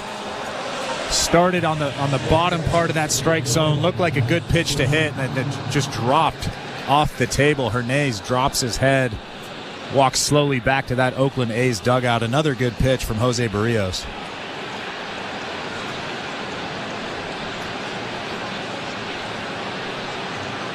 It brings up Schumann, Max Schumann.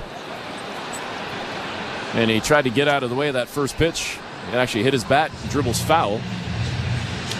Down in the count, 0-1. Struck out back in the third inning. One of the 6 strikeouts on the night for Jose Berrios.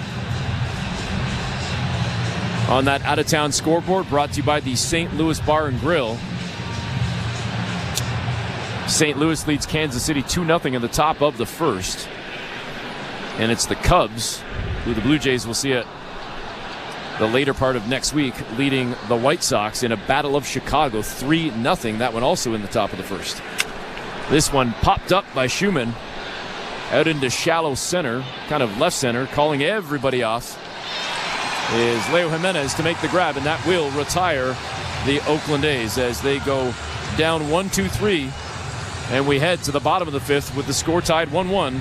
You're listening to Blue Jays Baseball, brought to you by your local family-owned Crown Rust Control Center, streaming at sportsnet.ca and the Sportsnet Radio Network. Be the most informed player in your fantasy football league by listening to the experts on Fantasy Sports Radio. I want to thank you guys for making me a better fantasy player. Hear player rankings, position breakdowns, and expert drafts. There is no bigger value today than Dak Prescott. Going deep down the right side, got a man, caught, touchdown Cowboys! The road to a fantasy football championship begins with Fantasy Sports Radio. Channel 87 in the car and on the all-new Sirius XM app. If you love golf, then you should never turn off SiriusXM PGA Tour Radio. Our hosts have the best takes. Tiger's impact on the game of golf, aside from how good he was at it, was something that I don't think we'll ever see again. Talk to the biggest guests. Scotty, you've had a year to celebrate. This year, I've just seen a lot of good results. And can even help you with your own game. Take the club and at address, open it up. It's all golf, all the time. On SiriusXM PGA Tour Radio, Channel 92 in the car, and on the SiriusXM app. The NFL Radio Training Camp Tour is here. The process with all our players is to come out and improve and get better each day. Nobody gets you ready for the 2024 season like we do. For the veteran players, they want to see the guy earn the job. Don't miss analysis from our experts and interviews with head coaches, executives, and players. We embrace this portion of our journey. We're just here to work and get better. Hear coverage of the National Football League all year long on NFL Radio Channel 88 and the all-new Sirius XM app. Fantasy football players, learn winning strategies right now on Fantasy Sports Radio to help you draft a winning team on Channel 87 and on the Sirius XM app. Sportsnet Radio Network.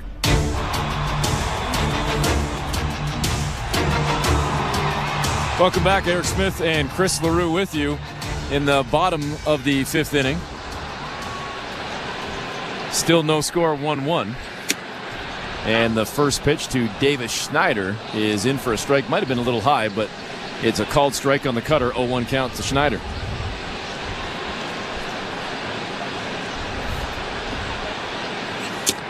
Second pitch, no good. To be honest, it looked better than the first. So maybe it all evens out in the wash. It's 1-1.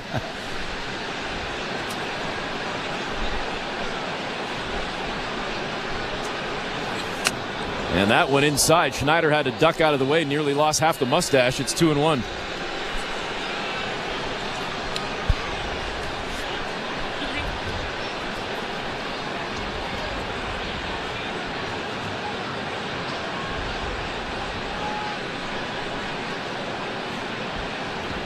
Mitch Spence coming with the next pitch, the 2-1 delivery, and Schneider gets underneath it into shallow right field, charging in. And calling off Geloff is Lawrence Butler to make the grab. One away. This injury report is brought to you by Bergmanis Pereira Personal Injury Lawyers. If life has thrown you a curveball and you're striking out with your insurance company, get ahead of the count and call Bergmanis Pereira Personal Injury Lawyers. If you focus on getting better, and Bergmanis Pereira will take care of the rest. Visit bplawyers.ca. And we'll give you that update on the injury report, and we've been kind of calling it a roster report of late in a couple of moments as Leo Jimenez takes the first pitch. It's a ball. That slider no good from Spence, and a 1-0 count. Second pitch is in for a strike, 1-1. Well, what's your roster report? I was going to talk about Bo Bichette and Jordan Romano. Go for it. Let's talk about Bo Bichette and Jordan Romano. Here comes the 1-1 pitch. Sent out to short, scooped up by Schumann. Throws over to first to Toro. 2 away. Go ahead. Both Bichette and Romano arrived in Toronto on Friday to check in with the club after rehabbing in Florida for the past few weeks. Manager John Schneider said that both are progressing well, but neither has returned to baseball activities. The Blue Jays will map out a rehab plan ahead of a return to throwing for Romano, who is feeling good 5 weeks out of surgery.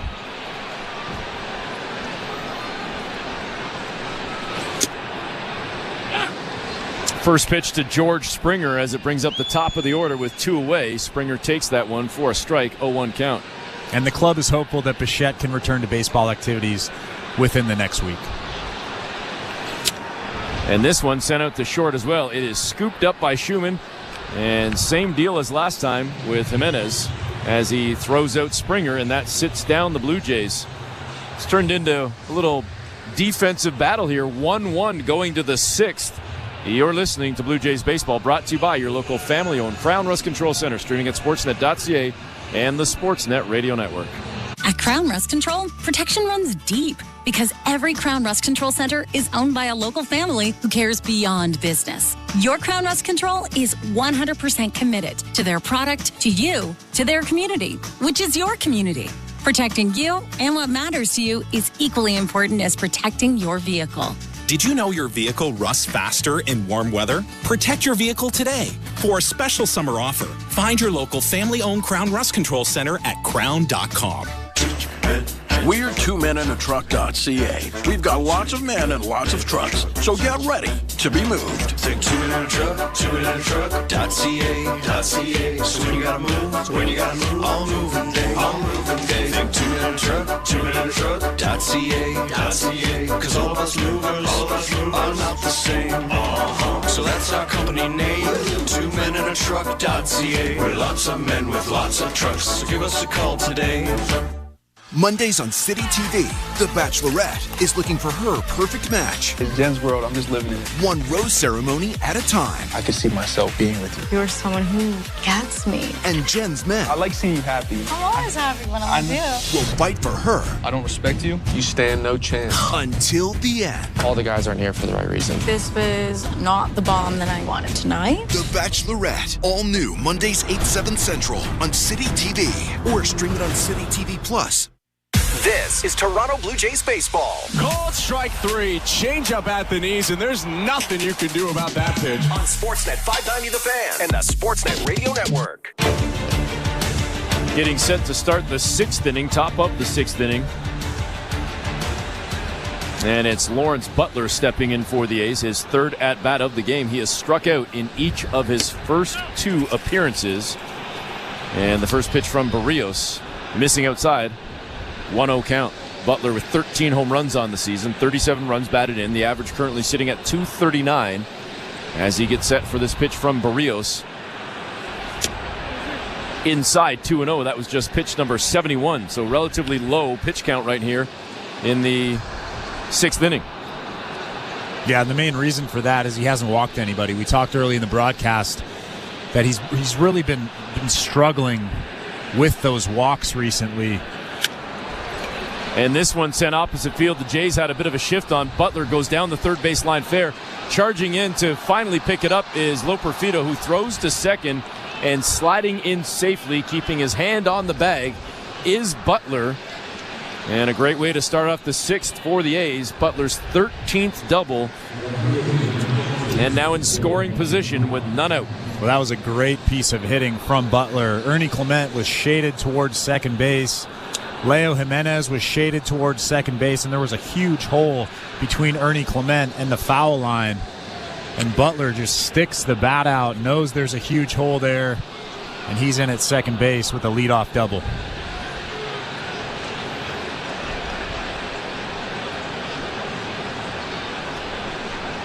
Miguel Andujar steps in now. The right-handed bat of Andujar, the left fielder for the A's. Batting .292. He's 0 for 2 in this ballgame and would love to cash in. Butler out at second. It's a big run out at second base, especially with the way Mitch Spence has been throwing in this ballgame so far. He's thrown 5 innings, giving up only 1 earned run. Berrios fires the pickoff attempt out at second, and it was pretty close, but no doubt Butler was safe, slid in there, got the hand back on the bag.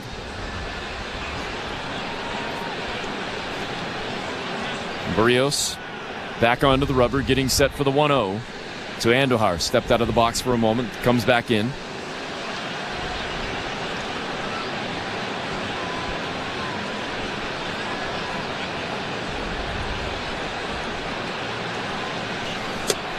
And that one inside now 2-0. So Berrios might be running into a little bit of trouble here with a man on second, none out, and a 2-0 count. For what it's worth, I don't know that he would take off to third, but Butler does have 9 stolen bases on the season and has not been caught yet.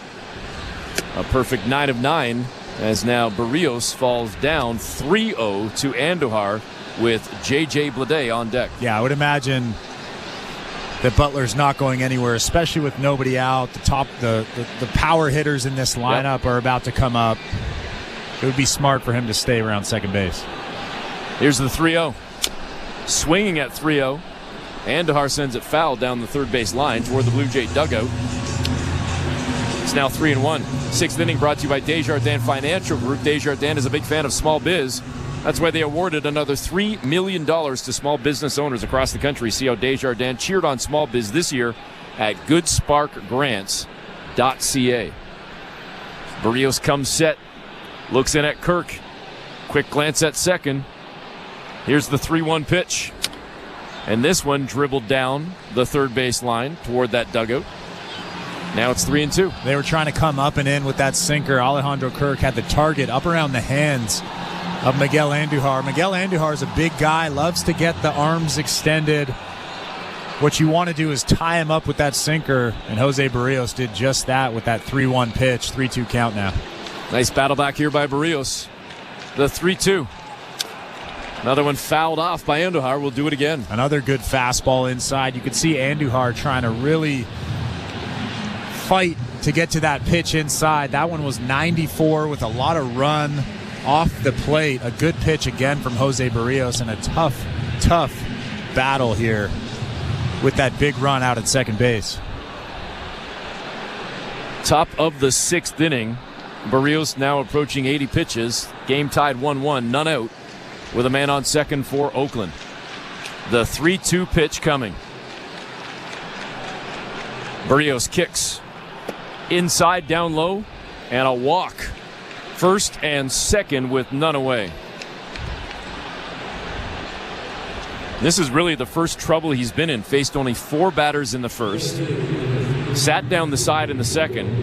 4 batters in the third. That's when Oakland scored their solo shot. Sat down the side in order in the fourth. And then sat down, faced 4 batters in the fourth. I apologize. And then sat down the A's in order in the fifth. So he hasn't really been threatened a whole lot tonight, if at all. This one about 75 feet below us. J.J. Vladdy fouling off that first pitch, down in the count, 0-1. Well, this is a big at-bat for Jose Berrios. I would love to see a changeup. Maybe you can get J.J. Vladdy to roll over one and get a double play here, especially with Rooker coming up next. Outside. Missed with the slur, 1-1. Rooker's got those 28 home runs and 81 runs batted in, sitting on deck.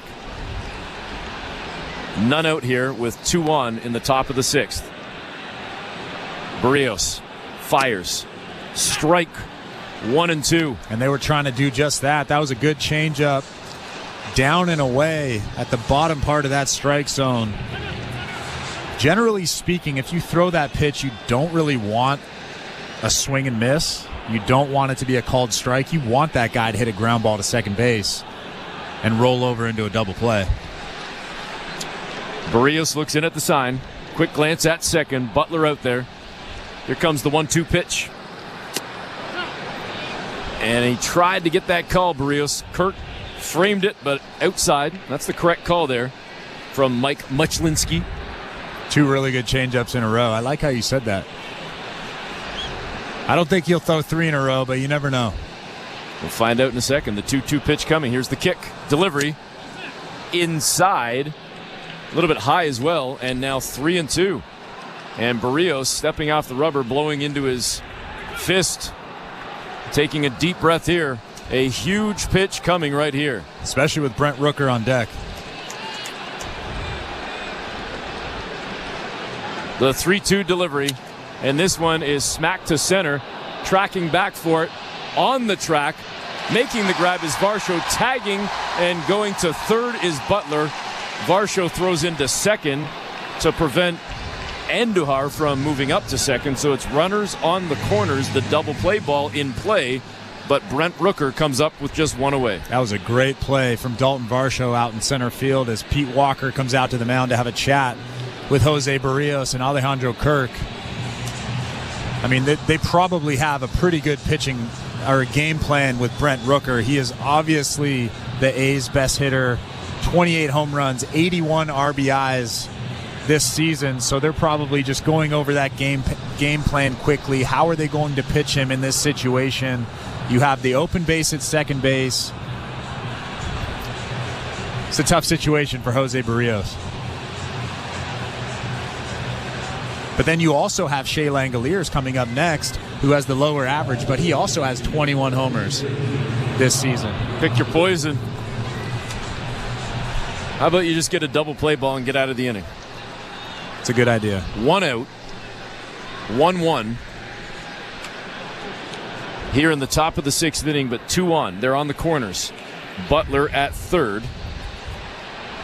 And Andujar at first with Rooker stepping in. The first pitch from Berrios is down low, no good, 1-0. This is where strikeout stuff really matters. You have a starting pitcher out there that has strikeout stuff.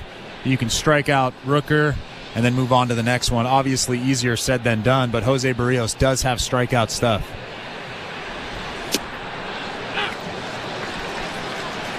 And the 1-0 pitch is good for a strike. 1-1. Got him with the sinker.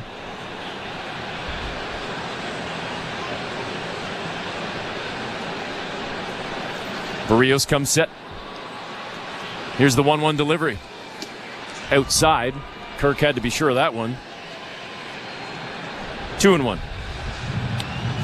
Yeah, you said it. If you're Alejandro Kirk, the number one job is be a wall back there. You don't want that guy from third base, Butler, scoring easily, especially in a 1-1 ball game. You have to block everything. You have to make sure everything stays in front of you. Berrios comes set with the 2-1. Looks in at Kirk. Leg kick and delivery. And it's in for a strike. Nice slurve there. Clocked at 84, 2-2. I would love if they came inside with a sinker here. Brent Rooker's another guy, another big guy that loves to get that those arms extended.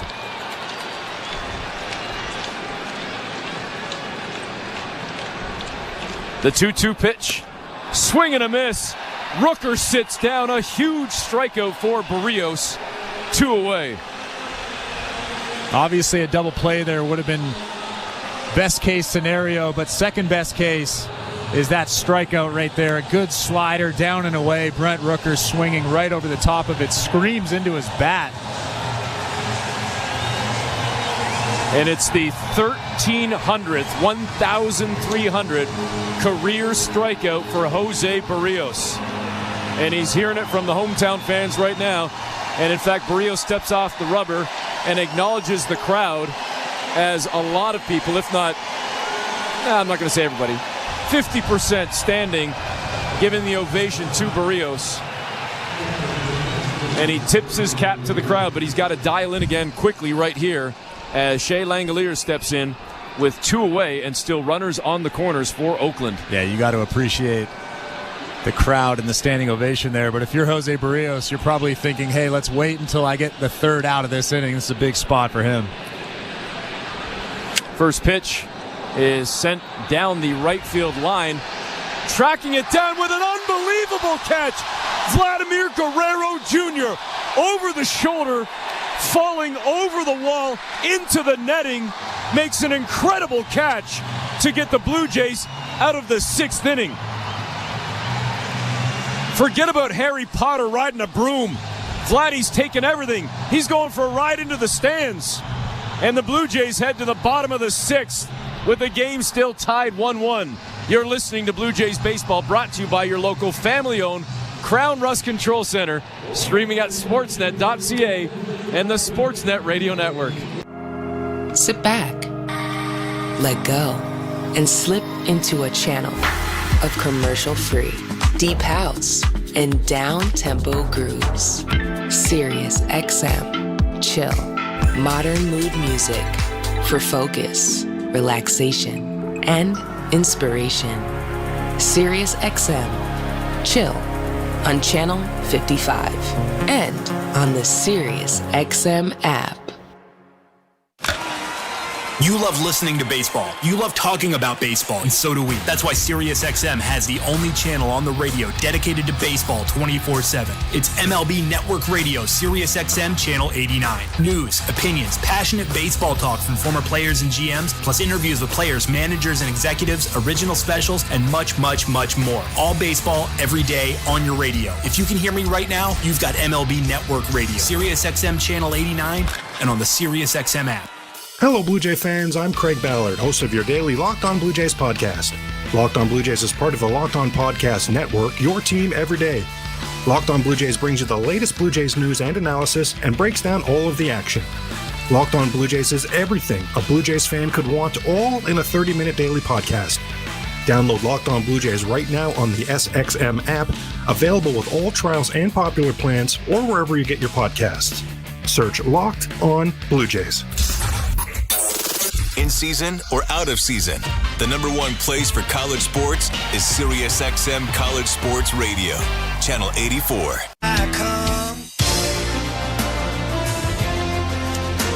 Back at Rogers Center, getting set to start the bottom half of the sixth inning right here. And the first pitch into Dalton Varsho is a swing and a miss.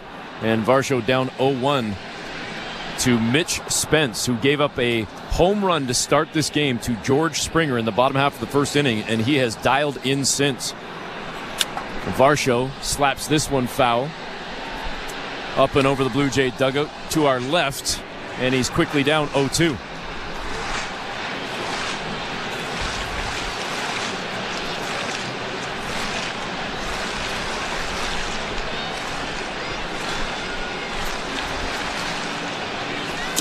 Swing and a miss. Varsho sits down to start the sixth. Big curveball from Mitch Spence. Really haven't seen many of those tonight, but it's a good one. It's almost a 12-6. And Dalton Varsho just swings over the top of that.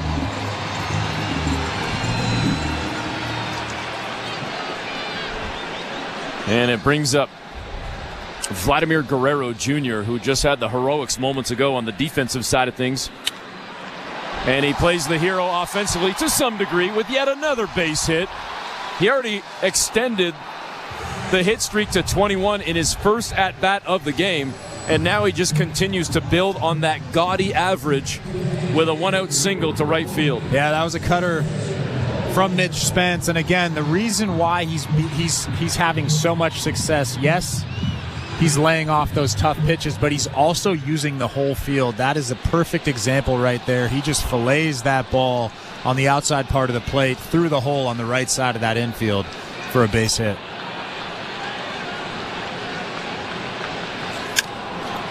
And now this one sent towards the gap. A diving catch. Superman sprawled out. What a play, but then a poor throw to first. Max Schumann made an incredible play, but couldn't come up with the toss. And as a result, safe at first is Horwitz. Moving up to third is Vladdy. And now the Blue Jays are threatening with runners on the corners. That was an incredible catch from Schumann, who had shaded towards second, ranged for that ball, and completely sprawled out, but then whipped it into the dirt to first, and Toro couldn't make the grab. Well, you also have to wonder why Shea Langoliers, the A's catcher, wasn't backing up first base. If he was backing up first base like he should have been, Vladimir Guerrero Jr. would still be at second base. He would have caught that baseball and fired it to third base. They would have either thrown Vlad out at third base or Vlad would still be at second base. That's a miscue from the A's catcher. So Oakland threatened in the top half of the inning, and now the Blue Jays are trying to rip a page from that book right here. TJ McFarland and Austin Adams, the lefty, and the righty respectively, are both warming up in the Oakland bullpen. So Oakland ready for whatever scenario might present itself here, depending on how things play out with the Blue Jays. Score tied 1-1, bottom six, runners on the corners for Alejandro Kirk. 0 for 2 tonight. Blue Jays tonight as a team just 1 for 5 with runners in scoring position. Kirk wants to change that. And the first pitch inside, 1-0 count. And we've seen Alejandro Kirk shoot that hole on the right side. Abraham Toro is holding on Horwitz at first base. And Zach Geloff, the second baseman, is shading a little bit towards second base. A good time for him to try to shoot that hole. Spence with the pitch inside again, 2-0.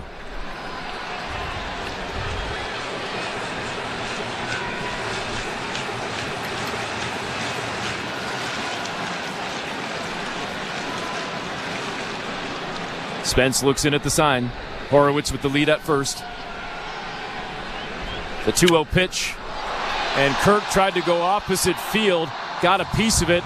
Missed a home run maybe by about 30, 40 feet as it goes to the right of the pole. And now the count sits at 2-1. The wind's starting to swirl even more here inside Rogers Center with the roof open on a beautiful night.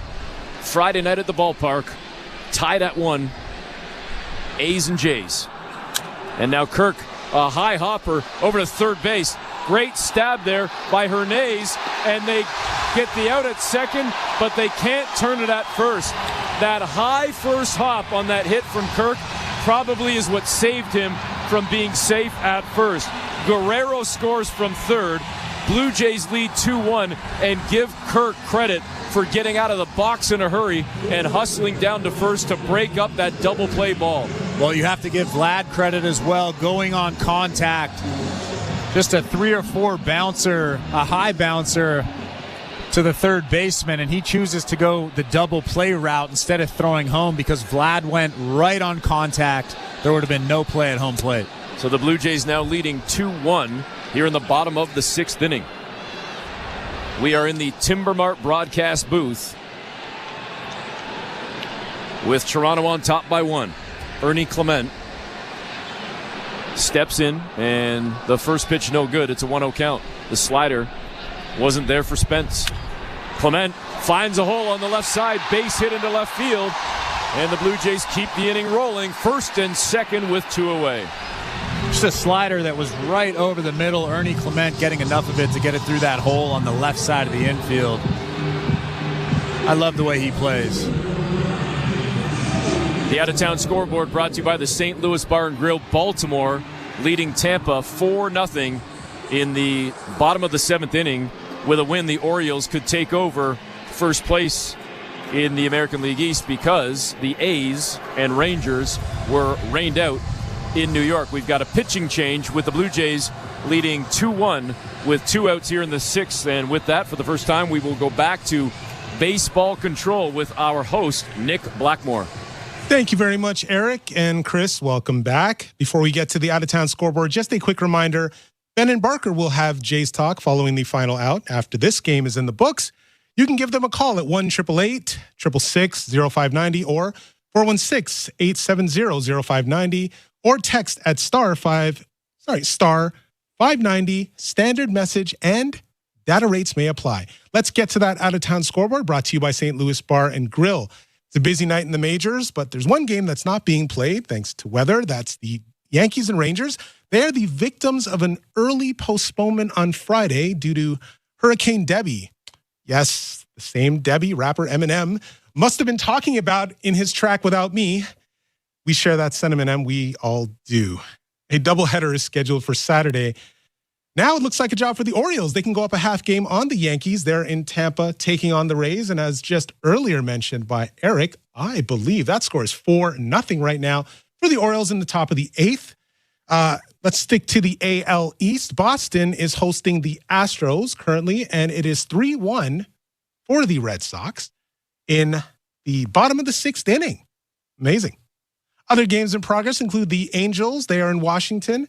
They are taking on the Nationals. It is 2-1 right now in the top of the 8th inning for the Angels. The Padres are in Miami, and they are taking on the Marlins. It is 2-0 for the Marlins right now in the bottom of the 7th. You can catch up on all the scores using your app at sportsnet.ca or the website sportsnet.ca. Blue Jays baseball is brought to you by Crown Rust Protection. Now back to the action at Rogers Center Here's Eric Smith and Chris LaRue. All right, thanks very much, Nick. And Joey Loperfido stepping in and wants to keep this inning going with 2 on. Swinging at the first pitch, sends it up to second base. It's picked up by Geloff over to first, and that will do it. So unfortunately, the struggles continue for Loperfido, but the Blue Jays do get 1, and they now lead 2-1 as we head to the 7th inning. You're listening to Blue Jays Baseball, brought to you by your local family-owned Crown Rust Control Center. Streaming at sportsnet.ca and the Sportsnet Radio Network.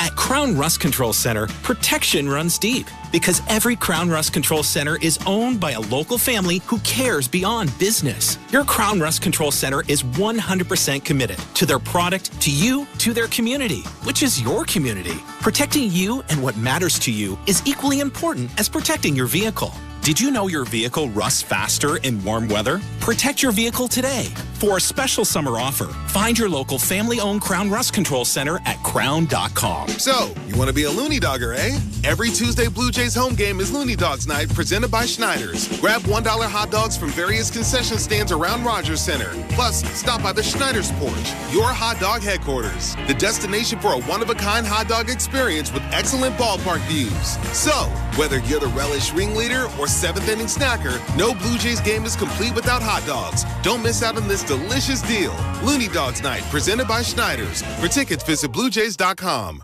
We're 2 men and a truck. So, you're moving to a new home, and all that's left to do is to call a mover you know you can trust. Well, naturally, you think 2 men and a truck, since you know they have lots of men and lots of trucks. They'll wrap, pack, and move everything you own. With a 96% referral rating and the professionalism you can trust, the choice is simple. For a free in-home estimate, call today. We're 2 men and a truck. 2 men and a truck, the movers who care. This is Toronto Blue Jays baseball. Springer charges the ball to left field. It's in the seats, and the Blue Jays are on the board. On Sportsnet 590 The Fan and the Sportsnet Radio Network. Back at Rogers Center, Eric Smith and Chris LaRue with you in the Timbermart broadcast booth, top of the 7th inning. And the Blue Jays just took the lead in the bottom of the 6th, now leading 2-1. Jose Berrios still on the mound, and what a great job he did in the 6th inning to get out of some serious trouble and keep the A's off the board. Just 1 run in this game for Oakland, and it was a solo shot for Darryl Hernandez. First career home run. He'll be coming up in this inning. But it starts with Abraham Toro. The Canadian takes the first pitch outside and high, 1-0.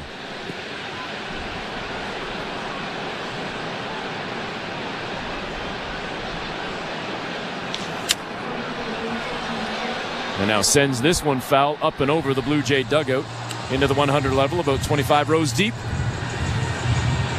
1-1 count.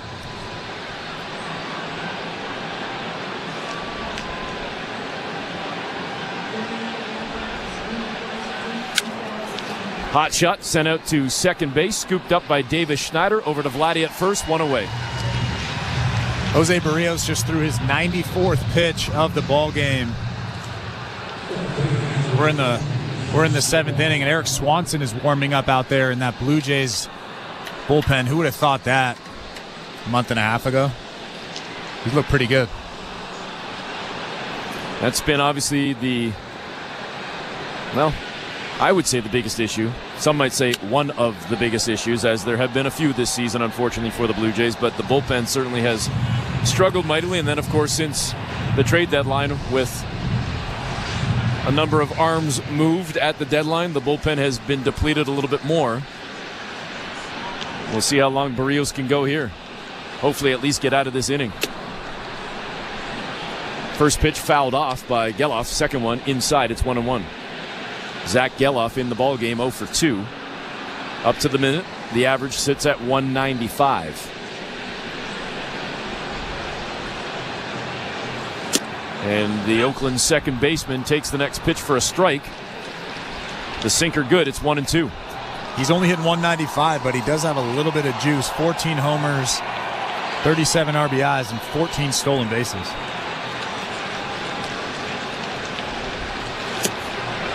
Swing and a miss. He sits down for the second straight at bat. Another strikeout for Berrios. His 8th 2 away here in the 7th. Another good slurve starting right down the middle and breaking to the outside below the strike zone. Geloff just swings over the top of it, way out in front. Jose Berrios has been really, really good tonight. I mentioned Darell Hernandez a little bit earlier, and here he is right here. The solo shot, and now he just gave one a ride to center field, and it's going to be a 2-out base hit for Hernandez.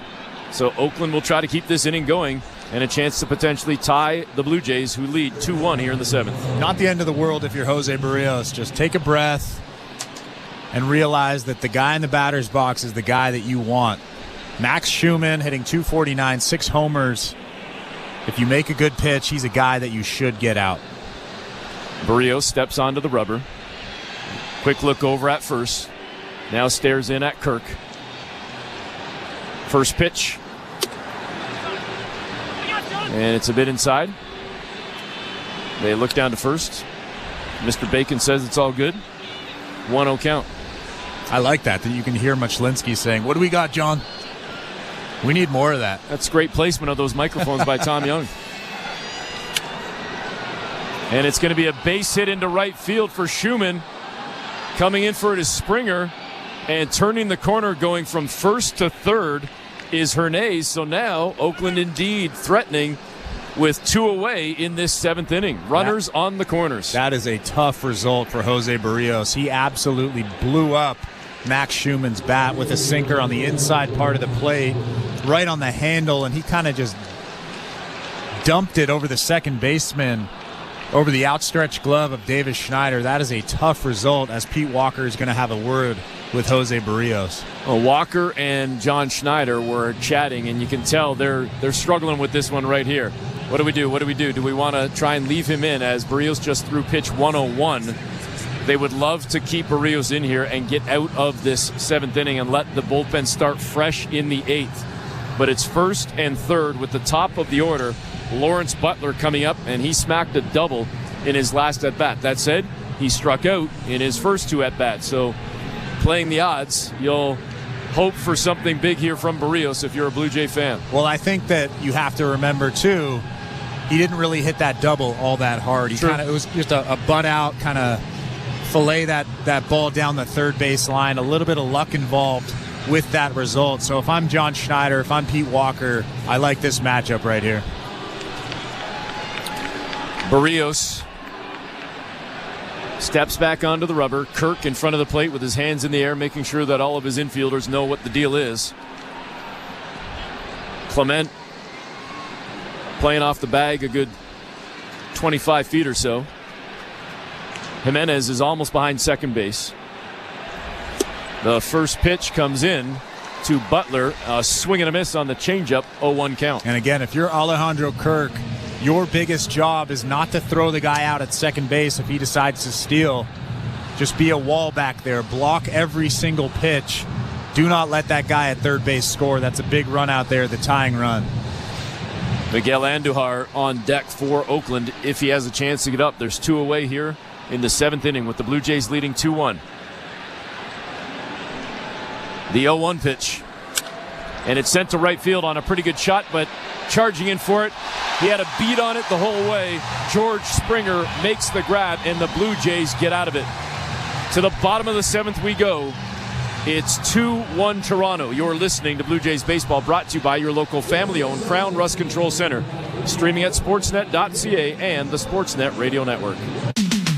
If you're looking for a fun day, did you know the day before Monday? Junior J Sunday. You can paint your face.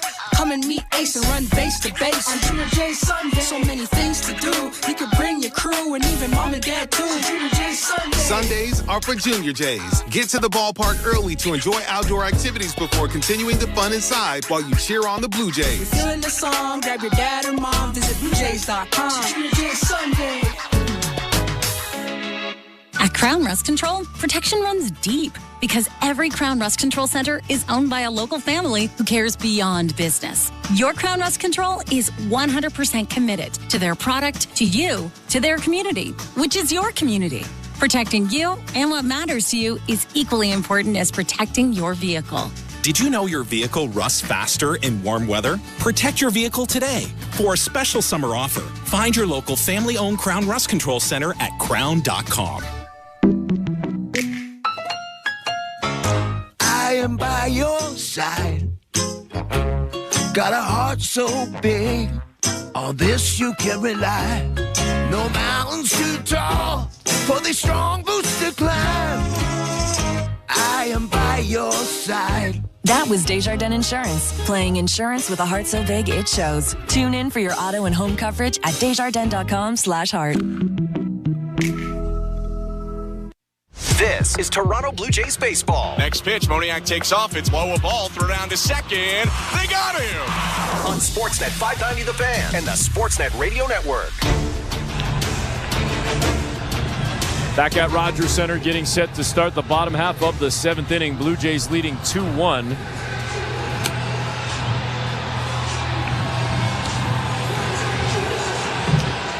And Toronto will hopefully get the offense cooking a little bit more here.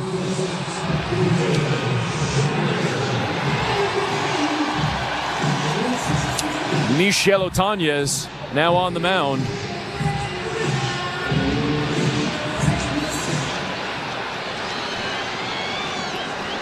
As the right-hander comes in for Oakland. In for Mitch Spence, who pitched well. And the first pitch from Otañez is fouled off by Davis Schneider. 0-1 count. Well, you can guarantee that Otañez's heart rate is going pretty quickly right now. He's only thrown 12 2/3 career innings.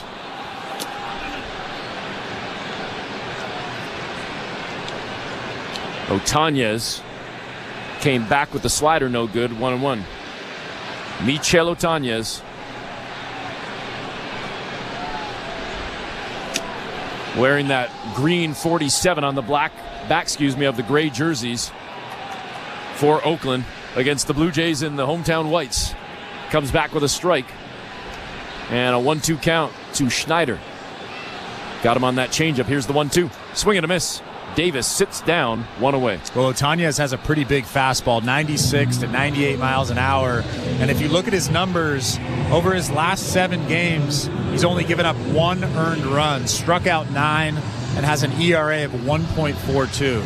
So yes, he's relatively green in terms of his experience, but it looks like he's doing just fine.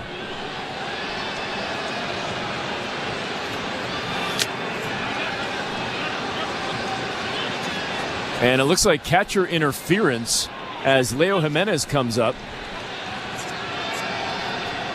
And immediately, Mike Muchlinski signals for it. And Leo's going to take a trot down to first. Yeah, you could hear a little bit of the sound, even from up here, as that fastball just hit off the wrist ever so slightly of Leo Jimenez. And I apologize, I called catcher interference. I thought they actually said that on the swing from Jimenez that the ball came up, so I apologize. Excuse me, that the glove came up, so I apologize for the misidentification. It actually, to Chris's point, is a hit by pitch just grazing Jimenez. Just in real time, the way that he contorted his body. Again, I thought they were calling that a swing, but that the glove of the catcher came up. But the hit by pitch, either way, puts Jimenez at first and certainly has the speed to be a threat. With 1 down, we'll see if he tries to take off. He's got a pretty hefty lead there at first, and the 1-0 pitch comes in. No good to George Springer, and now George quickly ahead, 2-0. On the out-of-town scoreboard, brought to you by the St. Louis Bar and Grill. Into the top of the 9th inning, Baltimore still leading Tampa 4-0. Otañez looks over at first. Decent lead for Jimenez. Springer stands tall. The 2-0 pitch in for a strike. It's 2-1. Pretty good fastball. A lot of run on that. You could tell why the Oakland A's are high on him, why his numbers have been pretty good over the last little while.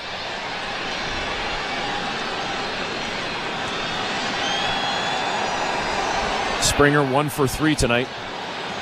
The 2-1 pitch in for a strike. Got him with the fastball, clocked at 97. Now 2-2. Springer didn't like that call either, but that was a great pitch from Otanez, a fastball at 97 down and away in that strike zone, very clearly in that strike zone, actually. Crowd starting to buzz a little bit here in the bottom of the 7th inning. Some folks trying to start the wave. It's made its way around the outfield. Blue Jays leading 2-1 with 1 away. Jimenez again, the lead at first. The pitch to Springer, and he kind of throws his bat out at that one. A lazy fly ball out to second base is an easy grab for Zach Geloff. 2 away. George Springer was geared up for something hard. That good fastball from Otanez, but Otanez just slipped in that 83-mile-an-hour slider on the outside part of the plate. George Springer flailed at it, hit a weak pop-up to the second baseman. Stay warm in style this September. Be at the ballpark early on Monday, September 9th, as the first 15,000 fans will receive a Blue Jays City Connect short sleeve hoodie giveaway. BlueJays.com/promotions to get your tickets. Otanez throws over to first. Jimenez back into the bag. Dalton Varsho steps up with 2 away. Varsho 1 for 3 tonight. He had a single in the first inning. Wants to keep this inning going here with Vladdy on deck. And this one fouled off to our left into the 200 level. Varsho down in the count, 0-1. Blue Jays leading 2-1 in the bottom of the 7th inning.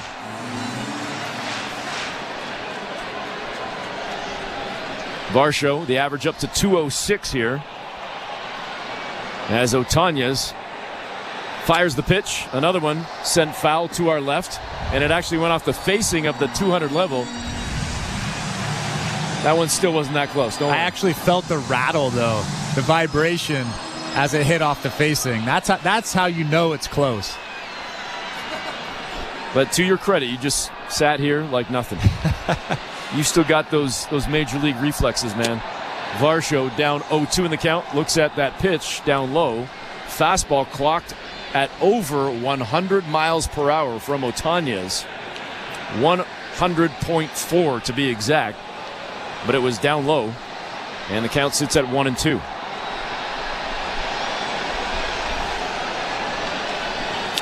Varsho fouls this one off back into the netting. We'll do it again at 1-2. That's almost Nate Pearson-like, where you're sitting 96, 97, sometimes a 98 in there, and then all of a sudden you'll throw a 101.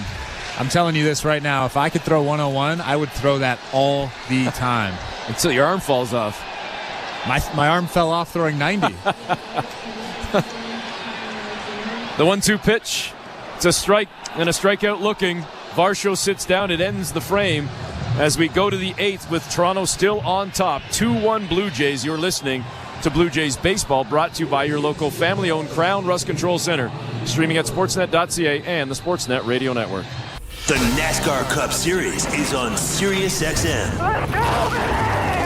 We're back on the track Sunday, 5 p.m. Eastern. It's the Cookout 400 from Richmond Raceway. Checker flag, baby. Yeah. On SiriusXM NASCAR Radio Channel 90 in the car and on the all-new SiriusXM app. Yeah. Get closer to everything that moves you wherever you are with the SiriusXM app. Let's make some smoke and drink some beer. Yeah. Are you regretting eating that gas station hot dog? Yeah, we know. We've been there too.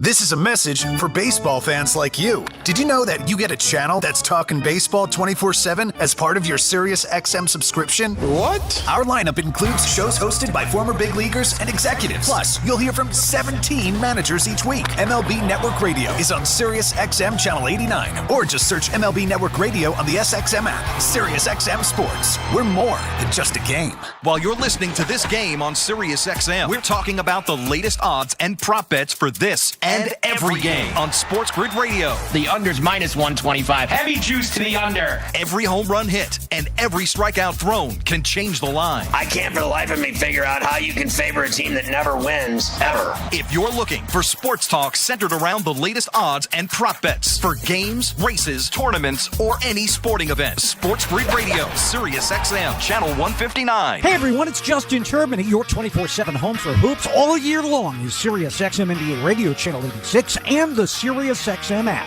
Just search NBA Radio. Radio Network. Top of the 8th inning, the night is done for Jose Berrios. 7 innings. He gave up 6 hits, only 1 earned run, 1 walk, 8 strikeouts on a night where he got his 1,300th career strikeout. And he is in line to get the win tonight with the Blue Jays leading 2-1 to start this 8th inning. Eric Smith and Chris LaRue with you, as Eric Swanson is now into the ballgame for the Jays, facing Miguel Andujar. And the first pitch missed pretty badly on the slider, 1-0 count. Jose Berrios was incredible tonight. I think the most important thing, actually I know the most important thing, was that he only walked 1 guy. We talked about that before the broadcast. The most important thing for him to do is keep those free passes to a minimum, and he did that tonight. Andujar sends one over to third, and it's scooped up there by Clement. Over to first to record the out. 1 away here in the 8th. Let's have a quick look at that out-of-town scoreboard again, brought to you by St. Louis Bar and Grill. It's now into the bottom of the 9th, and Baltimore still leading 4-0, so 3 outs away from taking over first place in the American League East. They will have a half-game lead with the Yankees not playing tonight. Their game against the Rangers postponed due to rain. 1 out here in the 8th inning. Blue Jays leading 2-1, and the first pitch to J.J. Bleday, the left-handed bat, the Oakland third baseman. The Oakland center fielder. I apologize. Looking a little bit further down on my sheet. Bleday takes the 1-0 pitch in for a strike. Didn't like that call. Looked like it was a little bit high. It's 1-1. I was thinking about Hernandez, the third baseman, of course, for the A's, who's the only person who has scored tonight for Oakland. A solo home run for Hernandez back in the 3rd inning, as I stared down at my score sheet to confirm the 2-1 score for the Blue Jays here in the 8th inning. It's now 2-1 the count to Bleday as Swanson comes in. And that one is called a strike, 2-2, as Bleday offered at that one. Got fooled by it. Well, the reason why he got fooled by it is because it looked like a fastball, a hittable fastball in the strike zone. Eric Swanson struggled a lot early on in this season because he would throw that split finger, get underneath it, and it would kind of just float through the strike zone. A very hittable pitch. Swanson now missing a little bit outside on that splitter. And now the count is full at 3-2. There is quite a gap, a hole at third, with Clement essentially playing at the shortstop spot, way off third base, and way off with the pitch is Swanson, high on the fastball. And it's a 1-out walk for the A's, bringing up Brent Rooker. This is a big at-bat, not only for Eric Swanson, for the Toronto Blue Jays as well. J.J. Bleday is now at first base.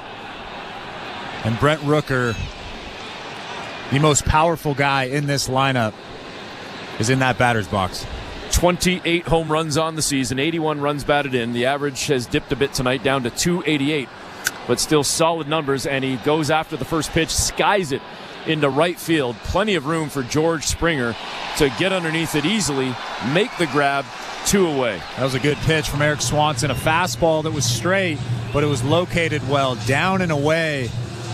A very tough pitch to hit. Brent Rooker hits it off the end of the bat, hits a weak fly ball to right field. George Springer with the easy catch.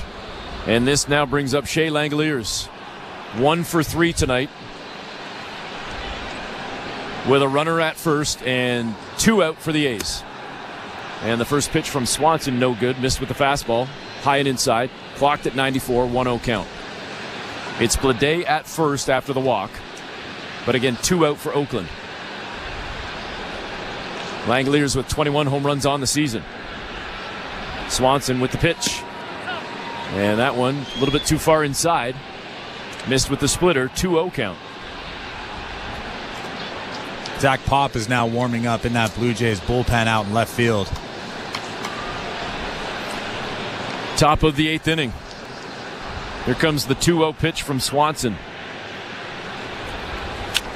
And it's sent to short. And wow, what a tough grab for Leo Jimenez. He ranged to his right off the bat, then realized Uh-oh, it's going to my left. And he stopped his momentum, turned back and dove to make the catch, and ends the inning for the Blue Jays. We go to the bottom half of the 8th. Toronto still leading 2-1. You're listening to Blue Jays Baseball, brought to you by your local family-owned Crown Rust Control Center, streaming at sportsnet.ca and the Sportsnet Radio Network. At Crown Rust Control Center, protection runs deep because every Crown Rust Control Center is owned by a local family who cares beyond business. Your Crown Rust Control Center is 100% committed to their product, to you, to their community, which is your community. Protecting you and what matters to you is equally important as protecting your vehicle. Did you know your vehicle rusts faster in warm weather? Protect your vehicle today. For a special summer offer, find your local family-owned Crown Rust Control Center at crown.com. Hi, I'm Buck Martinez, live from the showdown between pizza and inflation. First to the plate, with over 2 million sold, it's Fixed Rate Pizza, a hot and fresh extra-large 4-topping pizza for a fixed price of $17.99 until the end of 2024. Here's the delivery. And inflation strikes out. That's a swing and a drive for Fixed Rate Pizza. Lock in yours today. Order pizza.ca. I am by your side. Got a heart so big. On this you can rely. No mountains too tall for the strong boots to climb. I am by your side. That was Desjardins Insurance, playing insurance with a heart so big it shows. Tune in for your auto and home coverage at desjardins.com/heart. This is Toronto Blue Jays baseball. It's Ernie Clement with the RBI single. 1-0 Toronto. On Sportsnet 590 The Fan and the Sportsnet Radio Network. Back at Rogers Center, Eric Smith and Chris LaRue with you into the bottom of the 8th inning with the Blue Jays still leading 2-1. Austin Adams now comes into the game for Oakland. An ERA sitting at 3.89. 0 for 2 on the season in 54 games. And the first man that he will face, Vladimir Guerrero Jr., as Vladdy has continued to hit the ball so well. 2 for 3 tonight. The average now up to 324. And the hit streak sitting at 21 games. Vladdy also scored the go-ahead run back in the 6th inning. Swing and a miss on the 0-1 pitch as he went after that slider, and Vladdy quickly down 0-2. Austin Adams has been very good over the last 15 games or so. An ERA of just 1.54, 15 strikeouts in 11 2/3 innings. Ahead in the count now, 0-2. Here's the pitch. And Guerrero, a broken bat hit out toward right field. It's dropping down, but not far enough as Lawrence Butler comes in to make the catch, 1 away. Another quick look at that out-of-town scoreboard brought to you by the St. Louis Bar and Grill. As it has gone final, Tampa did get 1 run in the bottom of the 9th, but that was it. Baltimore wins 4-1, so now the Orioles, for the time being, again, because of that rainout in New York, they take over, Baltimore does, the sole possession of first place in the East by a half game. And a nice bounce back by Baltimore tonight in Tampa after losing 2 of 3 here in Toronto against the Jays. First pitch to Horwitz was no good, but the second one is real good, and it's real far. He sends that one on a ride as it catches a broom and goes into the 4th deck. A monster shot for Spencer Horwitz has given the Blue Jays a 3-1 lead, 404 feet. Well, that sounded good off the bat. It was just a fastball on the inside part of the plate, and Spencer Horwitz didn't miss it. A line drive into the 3rd deck in right field. What a swing from Spencer Horwitz.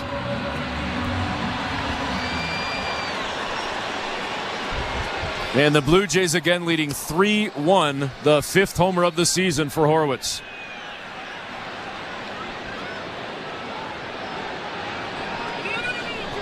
A little added insurance for Toronto with this 3-1 lead now as Alejandro Kirk steps in. Man, that sounded good off the bat. Sure did. That was like a Vladdy homer. Must be that fresh lumber he got in his last at-bat after he broke his bat, went over to the dugout, got a new bat, and just christened it right there. Kirk takes the second pitch in for a strike, and he's quickly down 0-2. We've seen 3 solo home runs in this game, 2 for the Jays, 1 for Oakland, and a 3-1 Toronto lead here in the bottom of the 8th inning. Kirk slaps at the 0-2, couple of bounces out to third, picked up by Hernandez over to first to record the out, 2 away.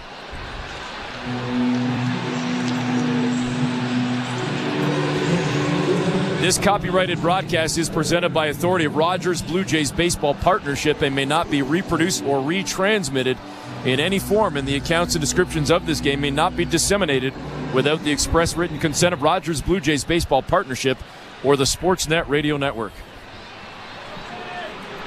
Ernie Clement 2 for 3 tonight. And the first pitch from Adams, no good, way outside, 1-0. Missed with that slider.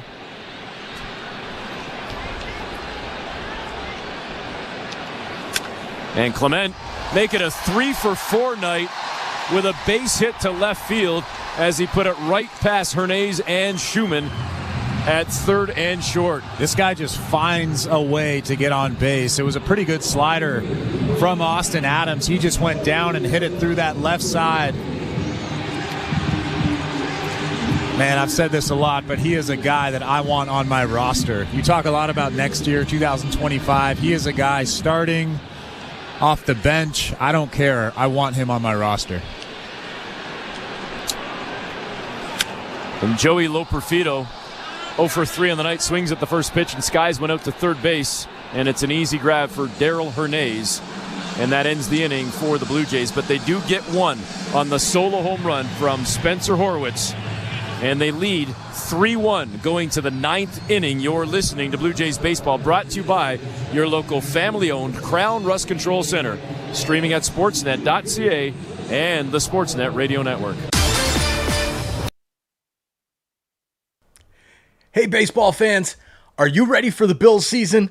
We're ready for the Bills season. We're going to be live tomorrow for the Bills home opener, the preseason opener at noon Central, 1 Eastern Standard Time. Let's get it. We'll be live for this one in the audience. We'll be chatting it up, having a good time like we always do here on Toronto Sports Insider. We've got to rep the Bills. They're Toronto's team. We'll see you tomorrow. Make sure to stop by. Hit that like button and say hi in the chat. Go Bills, go. Go Jays, go. We'll see you guys tomorrow. Become an all-time great. It is a hard game, and mentally it's hard. My legs started shaking. They pretty much knew I was going to have lung surgery after the season. I wasn't for sure. Would I ever play baseball again? The Road to Cooperstown is the official podcast of the National Baseball Hall of Fame and Museum. Episodes are available now on the all-new SiriusXM app or wherever you get your podcasts. Nothing matches the passion, the excitement, the history-making moments of college sports. And nobody takes you inside the greatest campuses and stadiums across the country like SiriusXM College Sports Radio.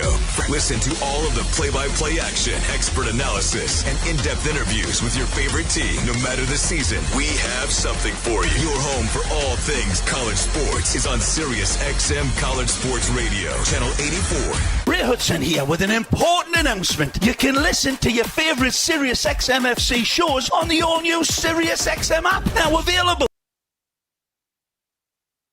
for all subscribers. Radio Network. Our broadcast booth getting set to start this 9th inning with the Blue Jays leading 3-1, looking for a second straight win after closing off the series with a victory over Baltimore last night. Toronto up 3-1 in Game 1 of this 3-game set against Oakland. Chad Green on the mound, comes in 35 games with the ERA sitting at 1.72. First pitch is a ball to Abraham Toro. Second one, no good, and Toro ahead 2-0. Yeah, Chad Green gave up a run last night on 2 hits to the Orioles, but he has been outstanding this season.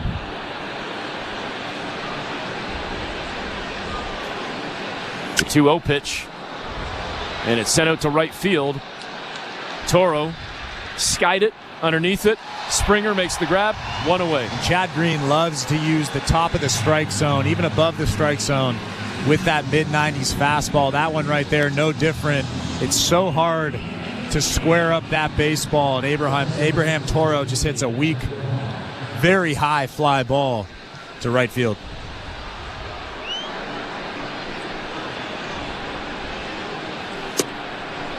First pitch comes in to Zach Geloff, in for a strike. Got him with the slider. And Geloff down 0-1. He's 0 for 3 tonight in the ballgame with a flyout and a couple of strikeouts. The pitch from Green, and that one no good. Down low, a little bit outside, 1-1. Game 2 goes tomorrow afternoon, just after 3 o'clock Eastern time. And now Geloff spanks it pretty good out to left center, but on the track underneath it to make the grab just before bumping into the wall. Joey Loperfido, 2 away as Oakland now down to their last out. Well, I thought Zach Geloff got his 15th home run of the season. Joey Loperfido, with his back against the wall, makes that play pretty easily, but off the bat, I thought this was a 3-2 ball game. Big out right there for Chad Green. And it brings up Darell Hernandez. 2 for 3 on the night for the youngster, and he has been the Oakland offense. His solo home run back in the 3rd inning, the only run that Oakland has scored up until now. First pitch into Hernandez is a strike, a fastball at 95-0-1. The pitch from Green, outside, now 1-1. 3-1 Toronto leading, Oakland down to their final out. Here comes Green with the 1-1 pitch. Swing and a miss. Down to the final strike now. It's 1-2.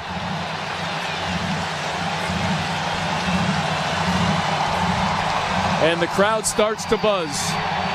39,894.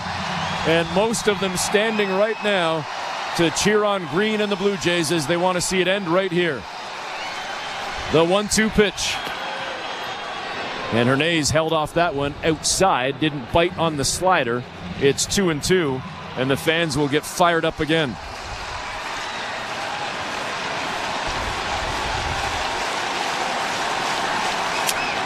It's sent to third base. Backhanded stab by Clement. Throws over to first, and that will do it. The Blue Jays win their 2nd straight game as they knock off the Oakland Athletics. 3-1 the final. Well, the story of the night was Jose Berrios. He threw 7 innings, only giving up 1 earned run. But the biggest thing, and I've said this a few times tonight, but he only walked 1 guy. When you limit the walks, you limit the damage. And Jose Berrios was able to pitch around a few little areas of the ball game where there were some speed bumps. But other than that, he was incredible. Threw a ton of strikes, a lot of sharp slurves. He was the story tonight. The Blue Jays get 10 hits, score 3 runs. Oakland with 6 hits and 1 run. As Toronto again wins 3-1. We'll step aside for the break, come back with our play of the game, some final thoughts, and then hand it off to post-game coverage as Ben Ennis and Kevin Barker will have Jays talk in mere moments. You're listening to Blue Jays Baseball, brought to you by your local family-owned Crown Rust Control Center, streaming at sportsnet.ca and the Sportsnet Radio Network. Hi, I'm Buck Martinez, live from the showdown between Pizza and inflation. First to the plate, Pizza's big hitter, fixed rate pizza. An extra large 4-topping pizza for a fixed price of $17.99 until the end of 2024. I dare say, folks, inflation stands no chance against this all-star. Here's the delivery. And inflation strikes out. That's a swing and a drive for fixed rate pizza. Lock in yours today. Order pizza.ca. We're 2 men in a truck. The movers who care. You never know when cardiac arrest can happen. That's why each and every one of our trucks carries a life-saving Mikey defibrillator as part of our Mikey on Board program. Whether we're on the highway or in front of your house, we're prepared to help anyone whose heart may skip a beat. The Mikey Network has saved many lives, making Mikey's accessible to the public. And now they're on board our trucks. We're 2 men in a truck. 2 men and a truck. the movers who care. Hey, Jays fans, ready to hit a home run with your next roofing project? Step up to the plate with GAF Timberline HTZ shingles, the official roofing shingle of the Toronto Blue Jays. Just like our Jays, GAF Timberline HTZ shingles deliver top performance with unmatched durability and protection. So, when it's Cheers, Insiders. Thanks for hanging out with us today for this Blue Jays matchup. Have you joined as a member yet? Thank you to all of our members, 142 of you so far. Please join today. The link is in the description, and join this awesome community and help us continue to grow. I made it 99 cents a month for a reason, so that everybody can get access to these awesome emojis to keep this chat fired up and cheer our Toronto sports team on, whether it's the Blue Jays right now, the Argos, the Leafs coming up, the Raptors. We'll see you guys back in the chat. Thank you for joining, and we'll see you guys with those awesome emojis. Go Blue Jays, go. Jays baseball. Fastball hit to center field. Varsho with a dive, and he makes the catch. On Sportsnet 590 The Fan and the Sportsnet Radio Network. Back at Rogers Center, the Blue Jays beat the Oakland Athletics 3-1 on a night where Toronto saw Vladdy Guerrero Jr. extend his hit streak to 21 games. Toronto getting a couple of solo home runs as well, as George Springer led things off in the first inning with his 20th career leadoff home run in a Blue Jay uniform, that is. And again, the Blue Jays win 3-1, and Chris, certainly the way you want to start this weekend series against the Oakland A's. Yeah, it was an incredible night to be at the ballpark. It was a sellout crowd, Harry Potter night at the ballpark, and then, of course, the Blue Jays won 3-1. What an incredible night. Jose Berrios was outstanding. Vladdy Guerrero Jr. was great. Even Eric Swanson came in and had that big, high-leverage, clean inning in the 8th inning. All around, it was a great ball game for the Toronto Blue Jays. And to that point, all around, whether it be the offense or the defense, the Blue Jays were putting on a number of highlight reel plays through the course of the ball game. A hot shot out to second. Great backhanded stab by Davis Schneider to a stretching Vladdy at first, and the Blue Jays get out of the inning. What a defensive play by Davis Schneider. First pitch is sent down the right field line. Tracking it down with an unbelievable catch. Vladdy Guerrero Jr. over the shoulder, falling over the wall into the netting, makes an incredible catch to get the Blue Jays out of the 6th inning. And it's sent to short, and wow, what a tough grab for Leo Jimenez. He ranged to his right off the bat, then realized, it's going to my left, and he stopped his momentum, turned back and dove to make the catch, and ends the inning for the Blue Jays. We go to the bottom half of the 8th. How about Eric Smith with that Vladdy Guerrero Jr. call? That was great. But like I said, a phenomenal all-around game from the Toronto Blue Jays. A great night to be a Blue Jays fan. It was a lot of fun here at the ballpark. Spencer Horwitz with that big home run late in the ball game to seal it. But Jose Berrios was the story today. Brios was great, and hopefully the Blue Jays can get a solid performance tomorrow afternoon as well from the pitching staff, as they will look for a 3rd straight win and a 2nd straight over the A's, as again they beat Oakland 3-1. We're back at it tomorrow afternoon with the first pitch coming just after 3 o'clock Eastern time. Thanks to Tom Young and Andrew Adams, also Nick Blackmore. Jays Talk is coming up next with 2 big Harry Potter fans, Kevin Barker and Ben Ennis. For Chris LaRue, I'm Eric Smith. You've been listening to Blue Jays Baseball, brought to you by your local family-owned Crown Rust Control Center, streaming at Sportsnet. Didn't see a thing. Nope. Oh, okay. Nope. All right. Anyways, Blue Jays very good. Very efficient, especially with the game time. That thing was quick. That was a very efficient baseball games. The Blue Jays take game 1 of the series. Vladdy Guerrero Jr. getting the 21-game hit streak out of the way early as he extends that thing, and then has the play of the game defensively.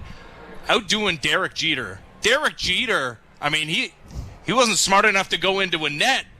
Vladdy Guerrero Jr. makes the catch, goes flying into the first row of fans, except he was caught by that big net, and again extends the hitting streak to 21 games. It's an Oakland A's team that's obviously not in a winning contention window right now, Kevin, but that's a solid win, solid outing from Jose Berrios as well. Yeah, look, I think it's a team win, right? You mentioned all the hits they got. Springer led off with the home run. Kirk had the infield ground out RBI. Horwitz had 3 hits and a homer off the sidearm righty. That's exactly what you're supposed to do to 92 middle in. You're supposed to deposit that thing to the moon. Vladdy had, you mentioned, with the 2 hits, one up the middle, one the other way. The grind in his first at bat, right? He swings to the slider, makes an in at bat adjustment, keep the front side in, stay down and through it, hit a line drive right back where it's pitched. Clement had the 3 hits. I mean, it's getting tougher and tougher not to have the conversation about him being in the mix next year somewhere on the field. That's a big deal. So, yeah, and you mentioned Berrios. You know, we saw a bunch of what we needed to see, right? It was the downward action on the sinker instead of the two-seamer, right? You don't want it going east and west. You want that thing going a little bit more north to south. It looked that way tonight. He self-corrected. Diving too. Well, you don't want it looking like a sweeper. You want it looking like a breaking ball, right? No, when it's a sweeper and it's side to side, right? You want it looking more like the slurve, the curveball. That's what you saw tonight. You saw him self-correcting in the 6th inning. He was overthrowing it. You could tell. You know, that's why Petey ran out there a couple of times just to sort of slow him down, tell him, remember mechanics. Remember what you've been doing up until this inning. Just finish it, get it out front. You don't have to force break. It will break if you do mechanically things exactly right. He only walked one guy. He gave up the homer because the sinker was a two-seamer, ran east and west instead of had a little sink to it. Because he got on the side of it, was mechanically sound. It was 91 instead of 93, 94. Gives a right-handed hitter an opportunity to get the barrel out and get you a cheap homer. So, other than that, right, I mean, Swanson comes in, he gets it done. It wasn't pretty, but it was gotten done. Green, sort of the same exact way. So, it's a good team win, right? Dudes flying all over the field, making defensive plays, guys getting hits. You know, your starting pitcher's really good. That's how you win a bunch of games. Sure is. Phone lines are open. 416-870-0590, 1-888-666-0590, star 590 on the cell. Jose Berrios with strikeout, career number 1,300 in his one. Behold, the mightiest assembly ever witnessed. We are all gathered in the darkness. Together we can be the light. I call upon every crew. We need you all to join our fight for a new Sick Kids, and we need you now. Who's with us? Who is with us? Are you with us, Insiders? Let's go. You heard the man. Let's donate some money to Sick Kids. Anything that you can is a huge help. Cheers, Insiders. Let's change the world. And for as much as has gone wrong in the bullpen this season, and he was a part of it early on in the season, like I know today on Blair and Barker we were talking about how many of these guys are factoring into the bullpen in 2025. Obviously he's going to be there because of his contractual status, but I mean this was a guy you felt good coming in the 8th inning last season. Can he get back to that place? Yeah, it's a great question. I mean, I don't know how to exactly take what he's done since he's been back, right? I mean, I know he's throwing a little bit harder. I know the split finger, when he's missing, is missing in the right spots. It's not floppy. It's down. I mean, some of them are non-competitive, which is never a good thing. Walking guys when you're coming in, especially when you're facing guys before guys that can hit homers, that's never a good thing. Yeah, it's, that's why he's throwing a few more sliders. It's just to try and get guys to looking for different quadrants of the strike zone so it makes the split finger and the velocity on the fastball that much better. So, yeah, he's going to be in the mix. For me, it's just competitive pitches. It's making the pitch when you have to make it, and they're going to need sooner than later to find some dudes who get swing and miss. Hopefully he's one of these guys that sort of gets through the season. You mentioned all the thing with the family stuff. We feel for him, and again, they're going to need a guy like him next year that's a surprise, that can rebound, come back, and sort of be just that shutdown guy. You hand the ball to him, the inning's over. Maybe it's that. Yeah, well, I mean, isn't that the nature of relievers, though, right? You can go through a year where, frankly, you pitch yourself out of leverage, and then all of a sudden, you can bounce back with an off season, and you can put together whatever 60, 70 innings of quality relief. Isn't that kind of the nature of being a reliever, is that those guys are up and down? It's very few of them that are consistently great year in, year out. Yeah, well, I mean, we talked about this today on our show that, they may need 4 guys going into next year. Well, maybe that might be hard to do, right? Especially when you're looking for 8th and 9th inning guys. That costs money.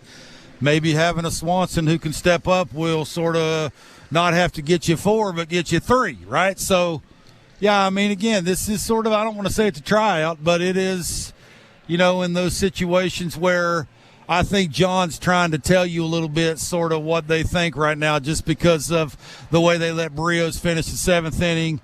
Yeah. First and third, 2 outs, right to lefty up. This is Swanson's guy, right? That split finger feeding off the elevated fastball is exactly sort of what the doctor ordered in that situation. And just right now, I don't think they have a ton of confidence in him to come in and get the big out, which is fine, right? This is sort of what they're trying to, solidify, figure out going into the offseason. You sort of know what you got. Now you know what you need to go out and get. So, yeah, it's a good story. Hopefully he comes back. He's a great dude. And, he's got good stuff when the split is working. Yep. He's traded for Teoscar Hernandez. So, yeah. Why'd you say that for? Why you just needed to throw that in there, didn't you, bud? Just a fact. 416-870-0590, 1-888-666-0590, star 590 on the cell. You mentioned Ernie Clement continuing to hit and put himself in the mix for next season. You're just talking about, as an extra guy, right, the occasional starter. I mean, the way he's hitting, though, right now, he's got the average up to 274. Obviously, not taking a ton of walks because he's not a real power threat. 296 on base, but he's got the OPS over 700 now. He's capable of playing defense at a couple of different positions. That's what we're talking about, though, right? Yeah, I think so. Just because you can't have all of them in the lineup at the same time. I mean, we talked about this. No offense to all of them, but. They're gonna need some length. They're gonna need some threats. I mean, again, you can have Ernie and Horwitz, and you got to make sure you fill in the blanks in other places, right? So, yeah, look, he's a real simple approach guy. He's got a good mindset of I'm looking for velocity. I get in an athletic position, and I will adjust because I have a flat bat path to everything else, and hit it where it's pitched. That's exactly what he's doing, right? He's got a quick enough bat to let it travel. All you got to do now is stay balanced, swing at a strike, think up the middle the other way, add length to your swing, keep playing good defense. You do that, again, it's not about being a starter, I don't think. For him, It's about being on the team, breaking with the team next year, and just doing so much here the rest of the season that you force their hand to say, well, we got that spot taken care of. We ain't worrying about that. And right now you got to say he's one of the guys that you are saying that about. Yeah, you are. And he can play defense at shortstop, but boy, and Leo Jimenez had the great defensive play today. I mean, he kind of created a great defensive play out of what should have been an easier play because he read the ball the wrong way. Knuckleballing on him, I think. That's what it was, right? Guy sort of inside out's an off-speed pitch and starts one way, knuckles the other way. I mean, again, this is what we said. The team, the roster needs more athletes on it. And Jimenez doing things like that, right, doesn't get flat-footed, keeps your feet moving, has enough fast twitch in his body that he can do that, adjust, make a catch, make a play when you're supposed to be making them. They need more of them dudes. Yeah, that would help. 416-870-0590, 1-888-666-0590, star 590. Let's go to Mark in Virginia. Hello, how are you guys doing? Very good. Hey, I came down to Virginia to take a course in Southern so I can understand Barker on the phone all the time. How's it going? And, smart. It's good. I understand every word you say now. Nice. And by the way, have you guys booked your flights to Texas in September yet? What's Texas, that for? September. Yeah, what's that for? I know what it is. I know what it is. It's Vlad breaking Joe DiMaggio's record, right? 19th of September afternoon game. There you go. Wow. I mean, if it gets to that, I will book my ticket. Absolutely. Yeah, you got to think ahead. Anyway, I'm glad that Snyder left Berrios in. He reprieved himself from the wild card game. He's got to leave the starters in as long as they go. We don't have a bullpen except for maybe Green and maybe one or two others. And my comment is, as long as he can leave the starters in, who knows what could happen. And can you leave me on the line because I'm on the phone, and when you disconnect me, I can't hear what your response is. Okay, we'll put you on hold. You can listen to it. Yeah. Other people's got to call in. We just get to call. Yeah, he's one of your people. He's in Virginia, Kev. Yeah, I think to the caller's point, I mean, I know he's cracking jokes about my voice, and I know it's perfect. Like, it is tremendous, and everybody should be able to turn it up, listen to it, and, learn a little something. So, again, I think this gets back to having some no-brainers for John. It wasn't the fact that – because you could tell Jose was getting towards the end, right? It just wasn't breaking, and it wasn't changing, and it wasn't – velocity the way he wants it to. And when that's not the case and you had better options to go to in certain situations, you would go to those. But to the caller's point, right, I mean, sometimes you live and you learn. And, again, that's why you pay guys big bucks is to get through tough situations. And, they're going to need stuff. They're going to need guys that can come in situations like that and bail out a good starter that's having a good day. If he would have had a better option – or an option that he felt like could come in and get that done, I'm sure that's what would have happened. Yeah, it was making me a little nervous with Zach Pop warming in the bullpen after yesterday's performance. But yes, the Blue Jays do end up getting it done. Again, the starters have done their job recently. It was Kevin Gausman yesterday going 8 and Jose Berrios today going 7. It was Davis Schneider getting the start against a righty, which you don't necessarily see all that often recently.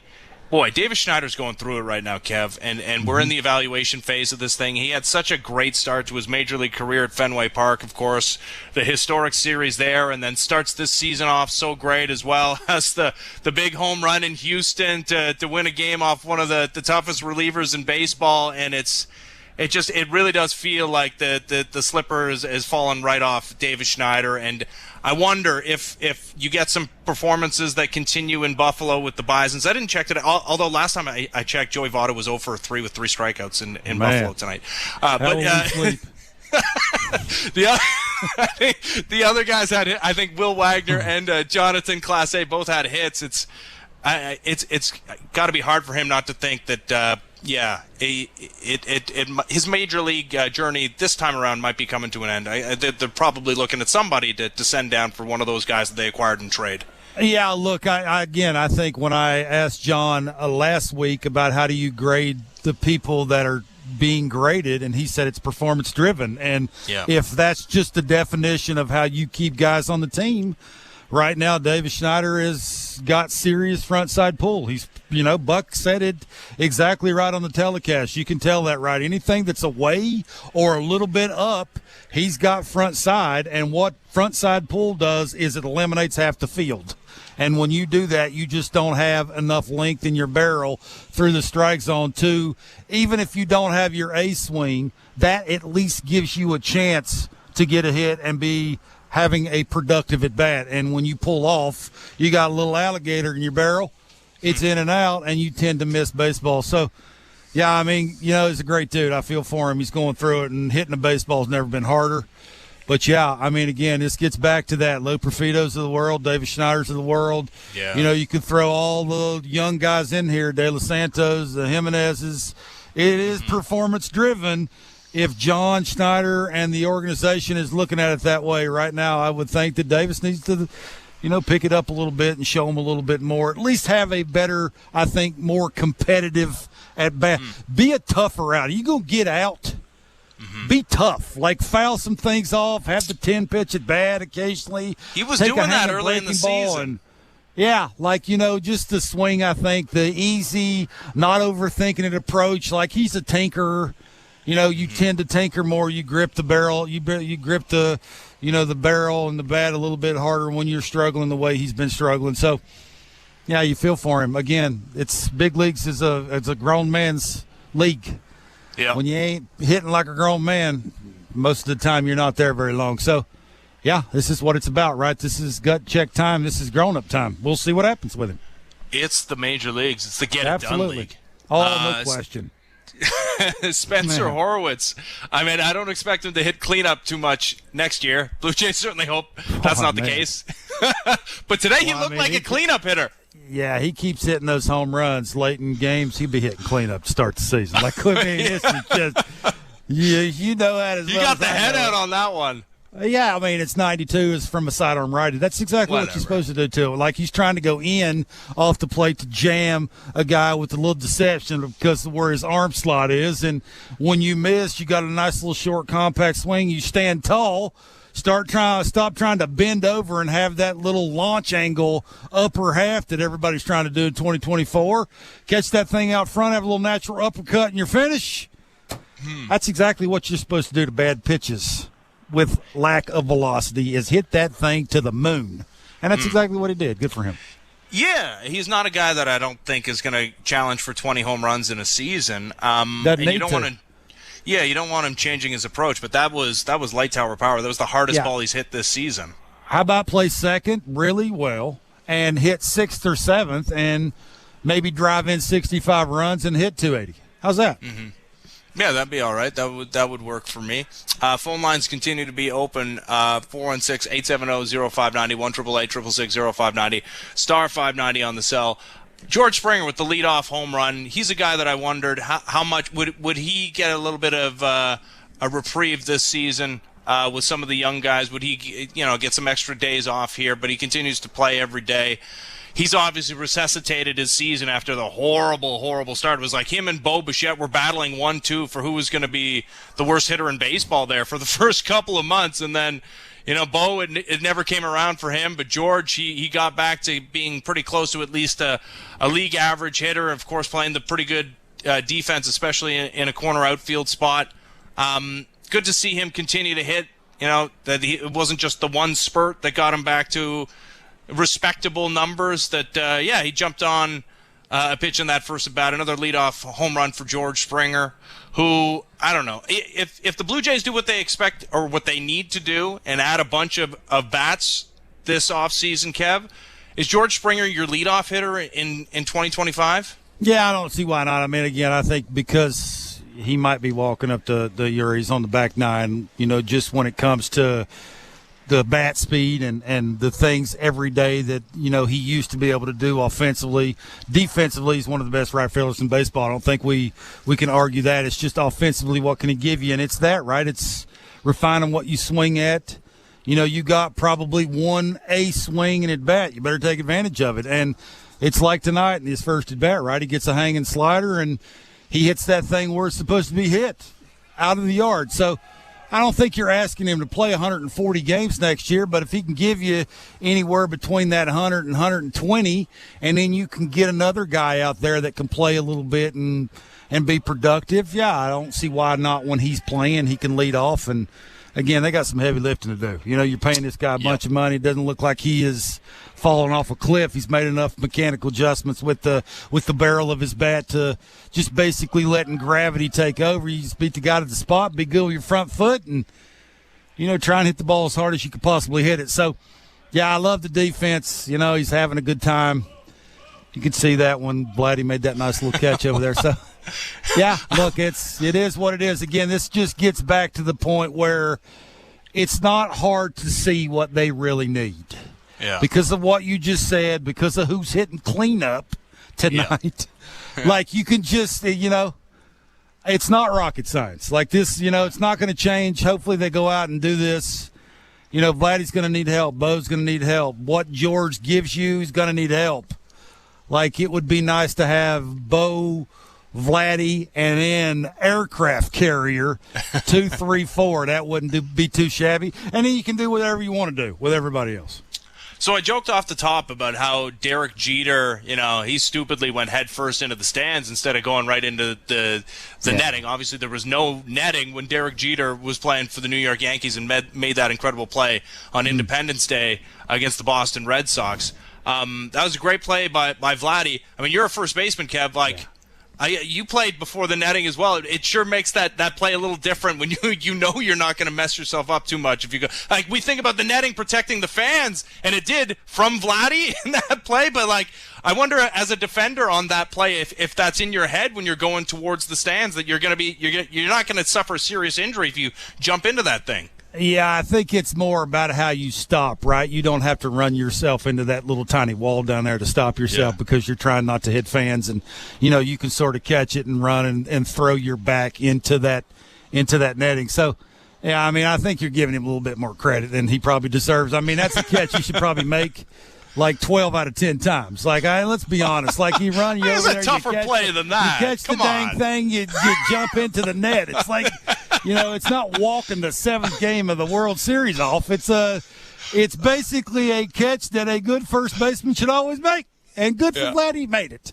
So, he's a good first baseman. He's not a third baseman, despite the fact that that is the smartest thing you've ever said. I tell you. Well, listen, if people weren't listening to Blair and Barker today, we had Jeff Passan on, and we were talking about the fact that no first baseman has ever gotten a $300 million contract. That's and he said no one will. It won't be Vlad. Last time he was on with you and Jeff.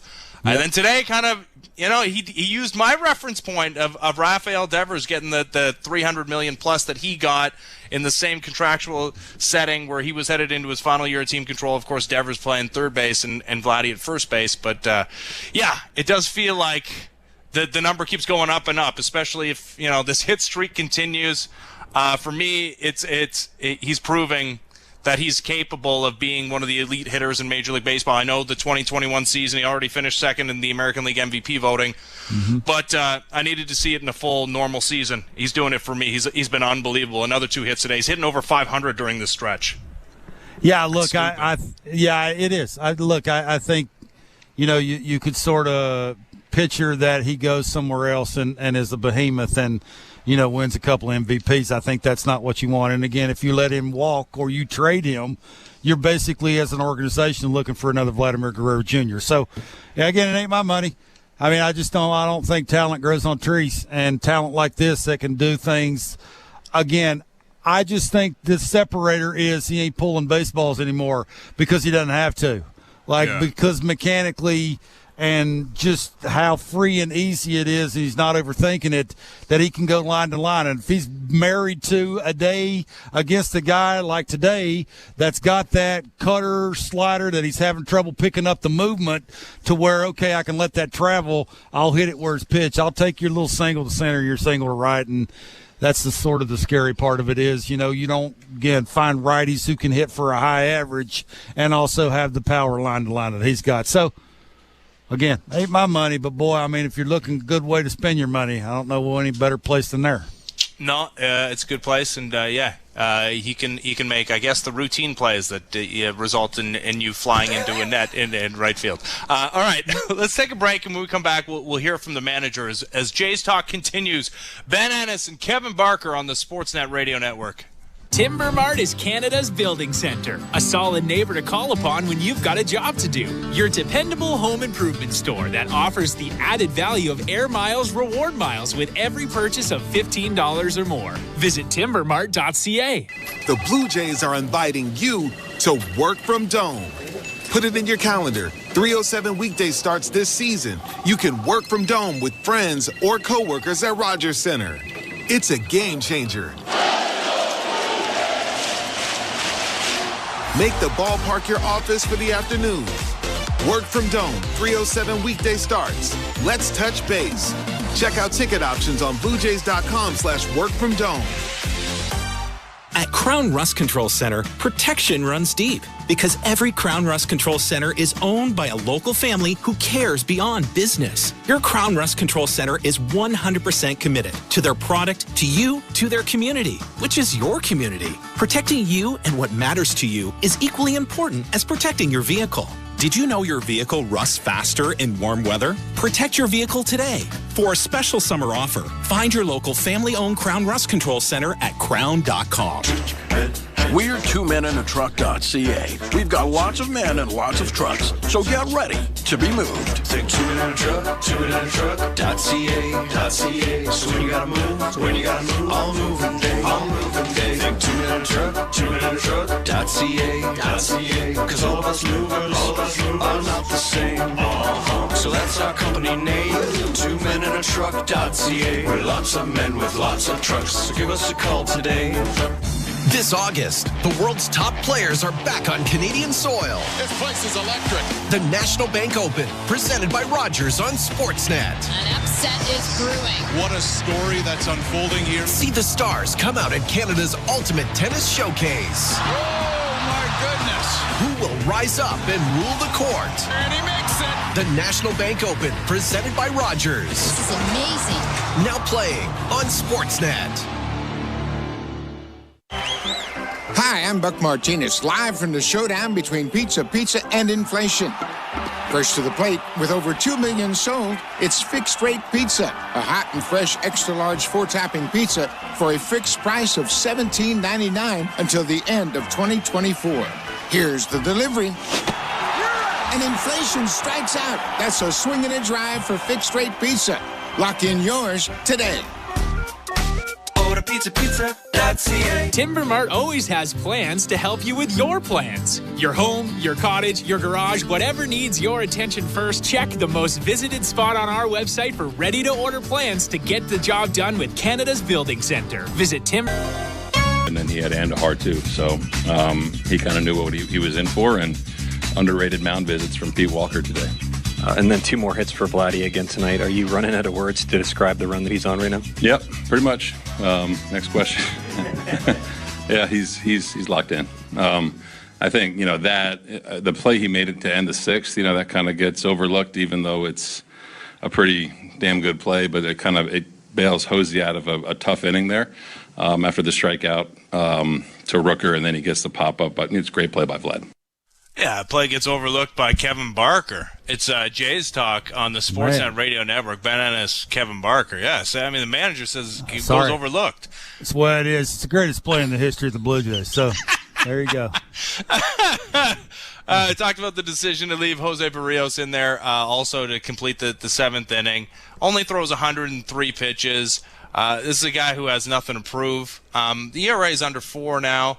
I mean, is that any indication? The way he's treated the veterans here, Kevin Gausman goes 8 yesterday. Jose Berrios goes 7. We talked about the idea of maybe a 6-man rotation to give everybody a bit of a breather, with the Jake Bloss going to start in Buffalo this weekend. Maybe he is called up to the major leagues. Maybe they give everybody a break. I don't know. It doesn't feel like these veteran pitchers are kind of that ilk that would be welcoming that. Yeah, I mean, you love to hear that from your manager, but again, I would think if they are, tied for the lead in the American League East, and it's against the team that you're tied with in that situation 4th time through the top of the order, yeah, you're probably going to the pen. I mean, again, it's you got to look at where they're at in the standings, where they're at in the season, who's on the mound, who he's got in the pen, like. The opponents too. They got this series against the A's, and then they go to Anaheim and then Chicago. There you go. Good for John that, he's going to give credit where credit's due, and he was right about Jose. Jose was having a really good night. I mean, it's been a while since Jose could actually self-correct on the mound, right? That had been the last thing. I mean, you remember Bassett was in the outfield that time when we showed the camera of, the lifting of the leg and the leaking of the back leg, the knee, and, he's just flying open too soon, and he was missing big-time arm side. So, yeah, I mean, sometimes you got to read between the lines. I mean, but hey, we saw the greatest play in the history of the sport, and the manager finally showed up. So good for the Blue Jays. I didn't show up today. I'm Blair Marker. I mean, he had a good reason. Yeah. Blue Jays 8 games under 500 now. This is the first of a string of 16 straight games against sub 500 opponents. Right, they got 2 more games against Oakland this weekend before they go out to the West Coast for a 3-game series against the Angels, who have no Mike Trout for God knows how long. And then they go play a Cubs team that added at the deadline, but they're under 500 as well. That's an underwhelming team. And then that big Joey Votto return to the Major League Series against the Cincinnati Reds. And then Angels again before they get back into some good playoff teams with the Red Sox, Twins, and Phillies. I don't know if you look at goals for wins and losses, clearly when they're not that important.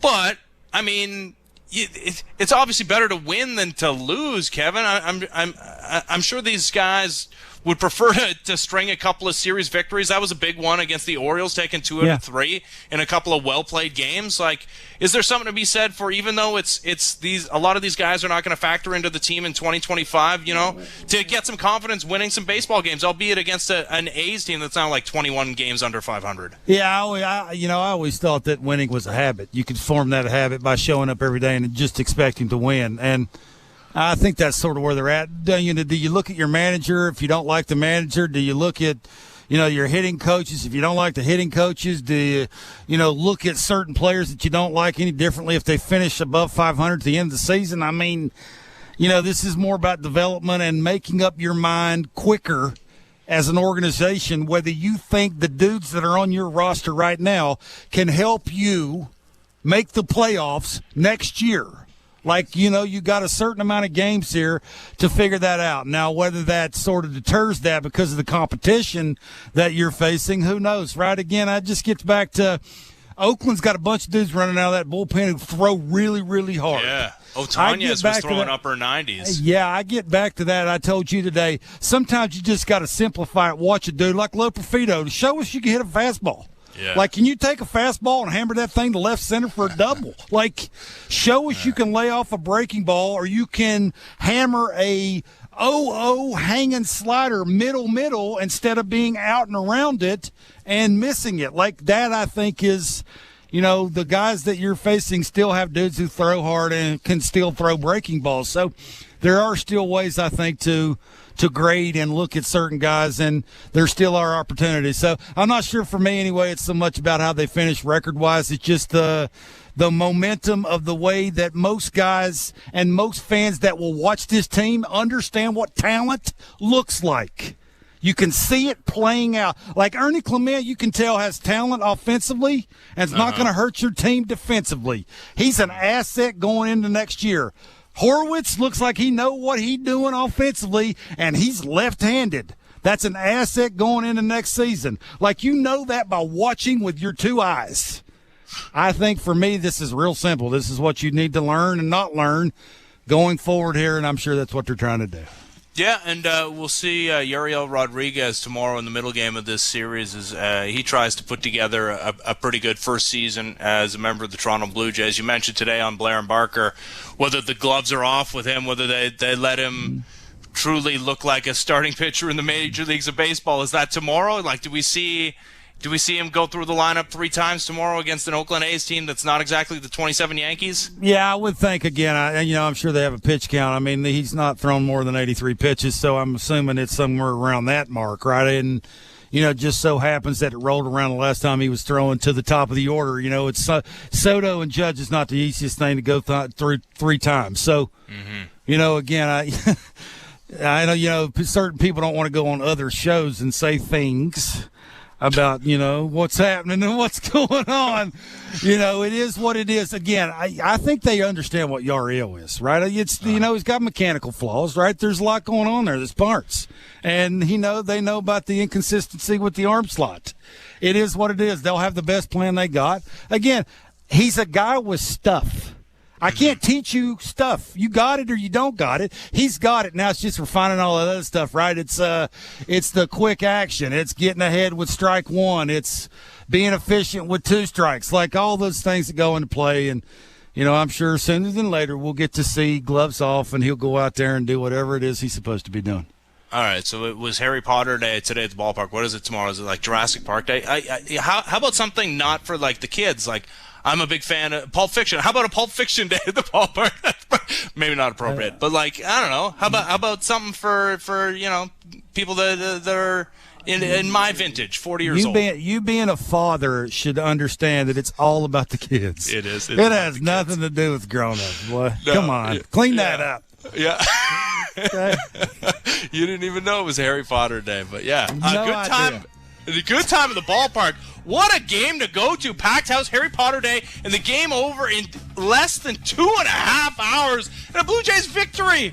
And Vladdy picks up hitting 21st straight game, makes the greatest defensive play in the history of playing first base. Unbelievable stuff. All right.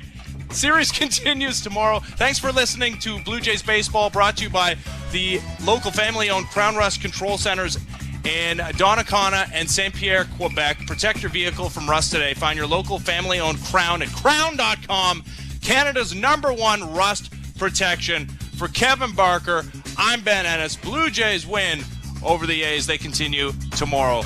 This has been Major League Baseball play-by-play on SiriusXM and the SiriusXM app. Why do I love calling this game? Calling this game? Calling this game? Calling this game? Why do I love calling this game? It's because I get a chance to bring some joy into people's lives. Anything can happen on a baseball field. We've got a new game! It's perfectly unscripted theater. Everybody on their feet! Because you never know what you're going to see on a given day. It is bedlam at the bank as Bryce Harper has put the Phillies on top! There's just something about baseball on the radio. Something about the way wood hits leather. A swing and a drive to deep left center! The way leather hits dirt. And he made the play! The way a deep fly ball sounds like it's about to change history. High fly ball to center field. It's hit pretty well toward the wall. Until the cleats hit the grass, hit the crushed brick, and then nothing but sky and a silent crowd. That ball's high. Until leather hits leather and 40,000 fans lose their collective minds. In a perfect symphony of chaos. He jumped up on top of the wall, balanced himself, and caught it. The way nothing triumphs a perfectly honest call. The way the right voice can make a moment live forever. Touch 'em all, Joe. You'll never hit a bigger home run in your life.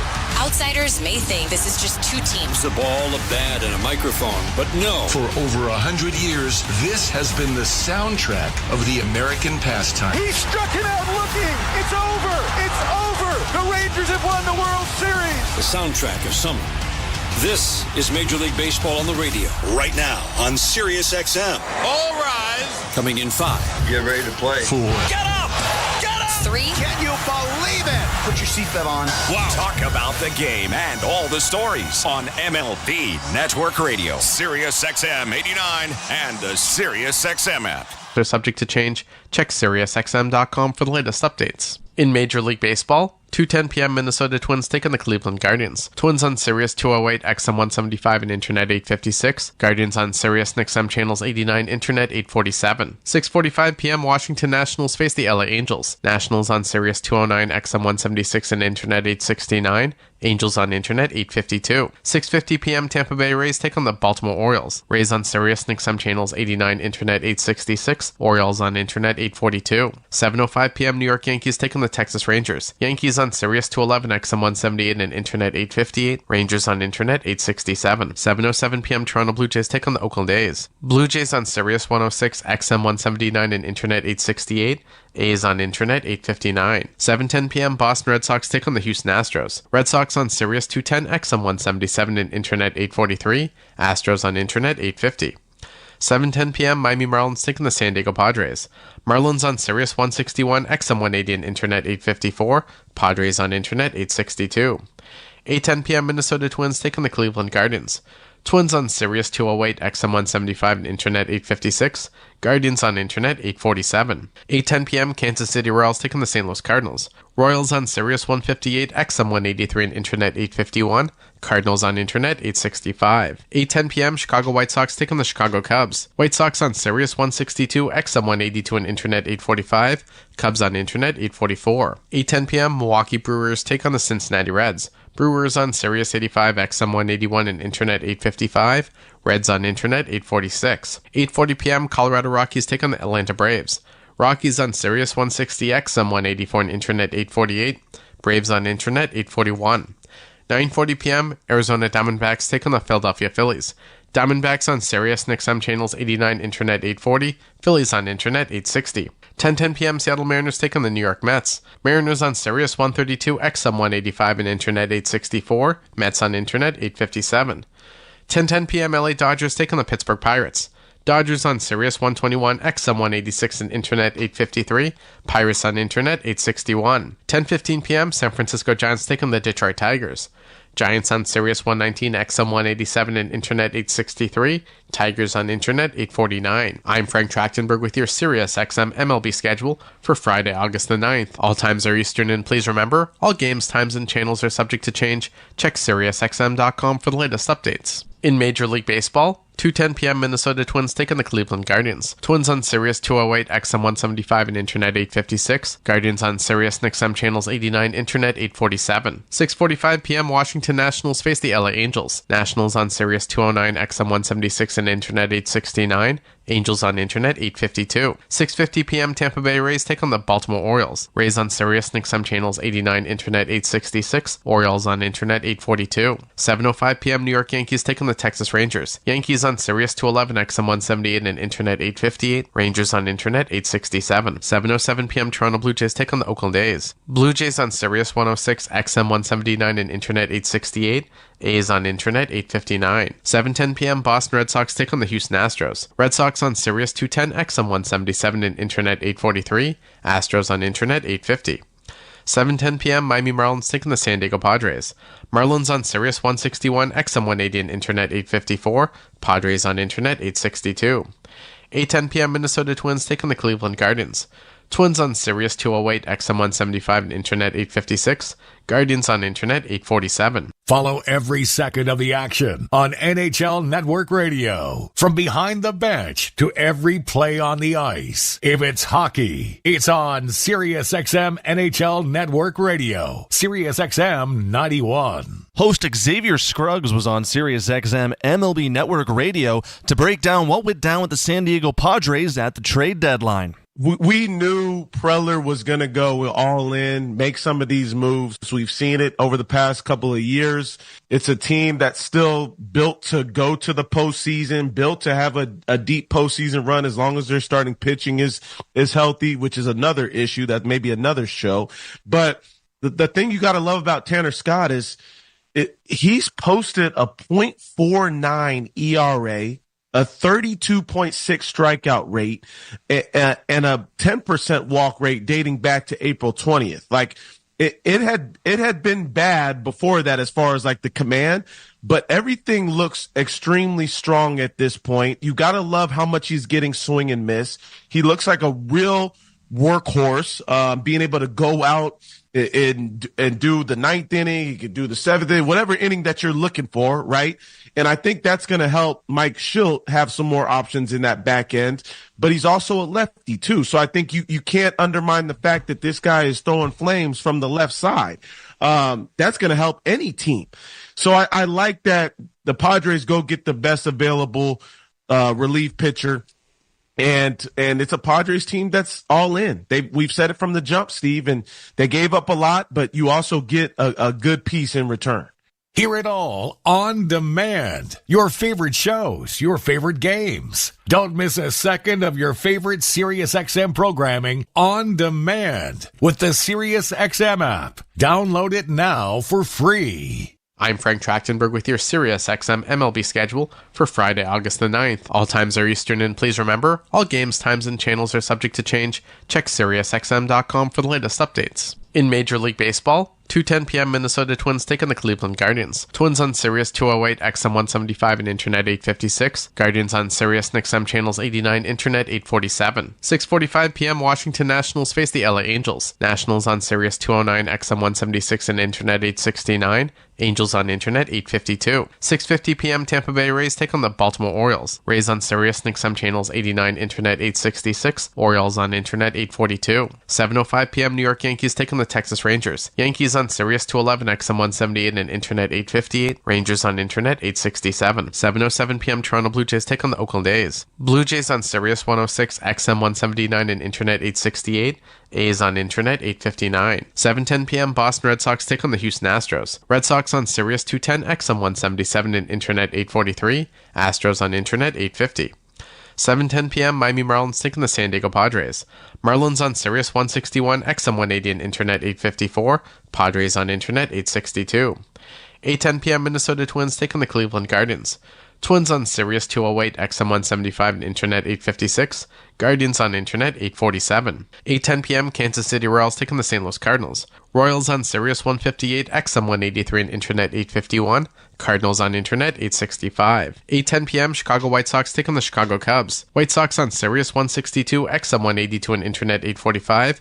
Cubs on Internet 844. 8:10 p.m. Milwaukee Brewers take on the Cincinnati Reds. Brewers on Sirius 85, XM 181, and Internet 855.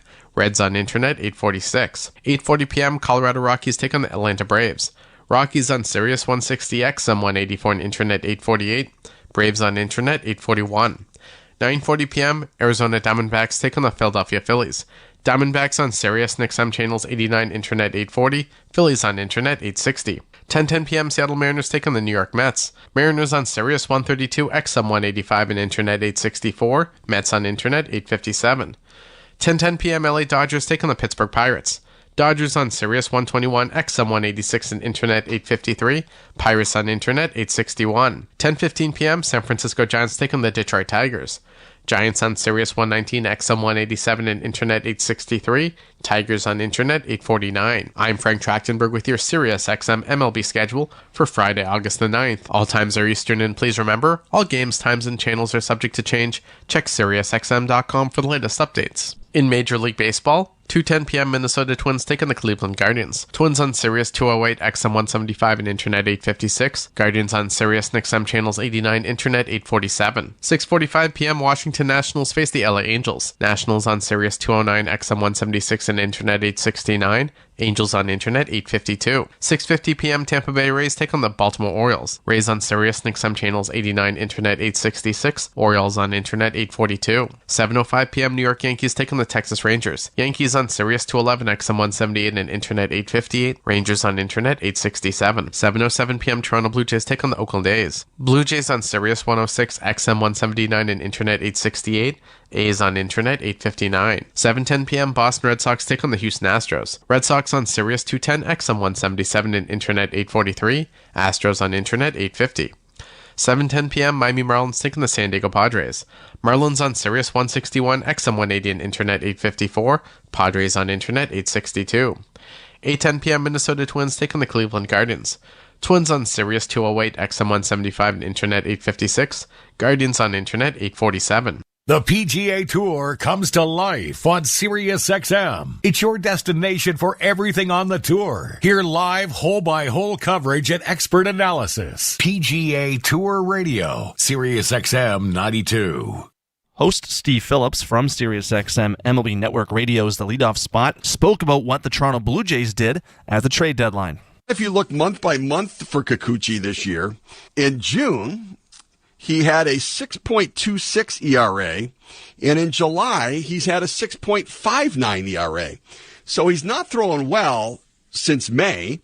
In return, they get Jake Bloss, then they get Joey Loperfido, 25 homers last year in the minor leagues. And when he got called up to the major league team this year, he was leading all of minor league baseball with 13 home runs. He's held his own as a big leaguer. Also, he's a gutsy, gritty, hard-nosed player, crashing into the walls, diving, making catches. And then Will Wagner, they got in the deal, who's a second base, third baseman, the son of Billy Wagner. Remember, former closer, Billy Wagner. His son, he's got a .424 on base percentage at AAA. He's got 55 walks and 31 strikeouts. And so a contact hitting guy. For me, this is an extraordinary return for the Toronto Blue Jays for Yusei Kikuchi, who's a rental pitcher who will be a free agent at the end of the year. I think the Blue Jays deserve a lot of credit for the return they got here. And you know, Dana Brown hopes he can be that guy. They love swing and miss. He does that for Houston. If he can, maybe it'll work out for them. But this is a big return for Toronto. And Loperfido and Wagner left-handed bats, which really is a big part of what they need to get some balance to the lineup in Toronto. So starting to address some of those needs moving forward are the Blue Jays. SiriusXM has soccer covered end to end. SiriusXM FC. Hear live play-by-play and talk shows hosted by legends of the game. It's SiriusXM FC on Channel 157. I'm Frank Trachtenberg with your SiriusXM MLB schedule for Friday, August the 9th. All times are Eastern, and please remember, all games, times, and channels are subject to change. Check SiriusXM.com for the latest updates. In Major League Baseball, 2:10 p.m. Minnesota Twins take on the Cleveland Guardians. Twins on Sirius 208, XM 175 and Internet 856. Guardians on Sirius and XM channels 89, Internet 847. 6:45 p.m. Washington Nationals face the LA Angels. Nationals on Sirius 209, XM 176 and Internet 869. Angels on Internet 852. 6:50 p.m. Tampa Bay Rays take on the Baltimore Orioles. Rays on Sirius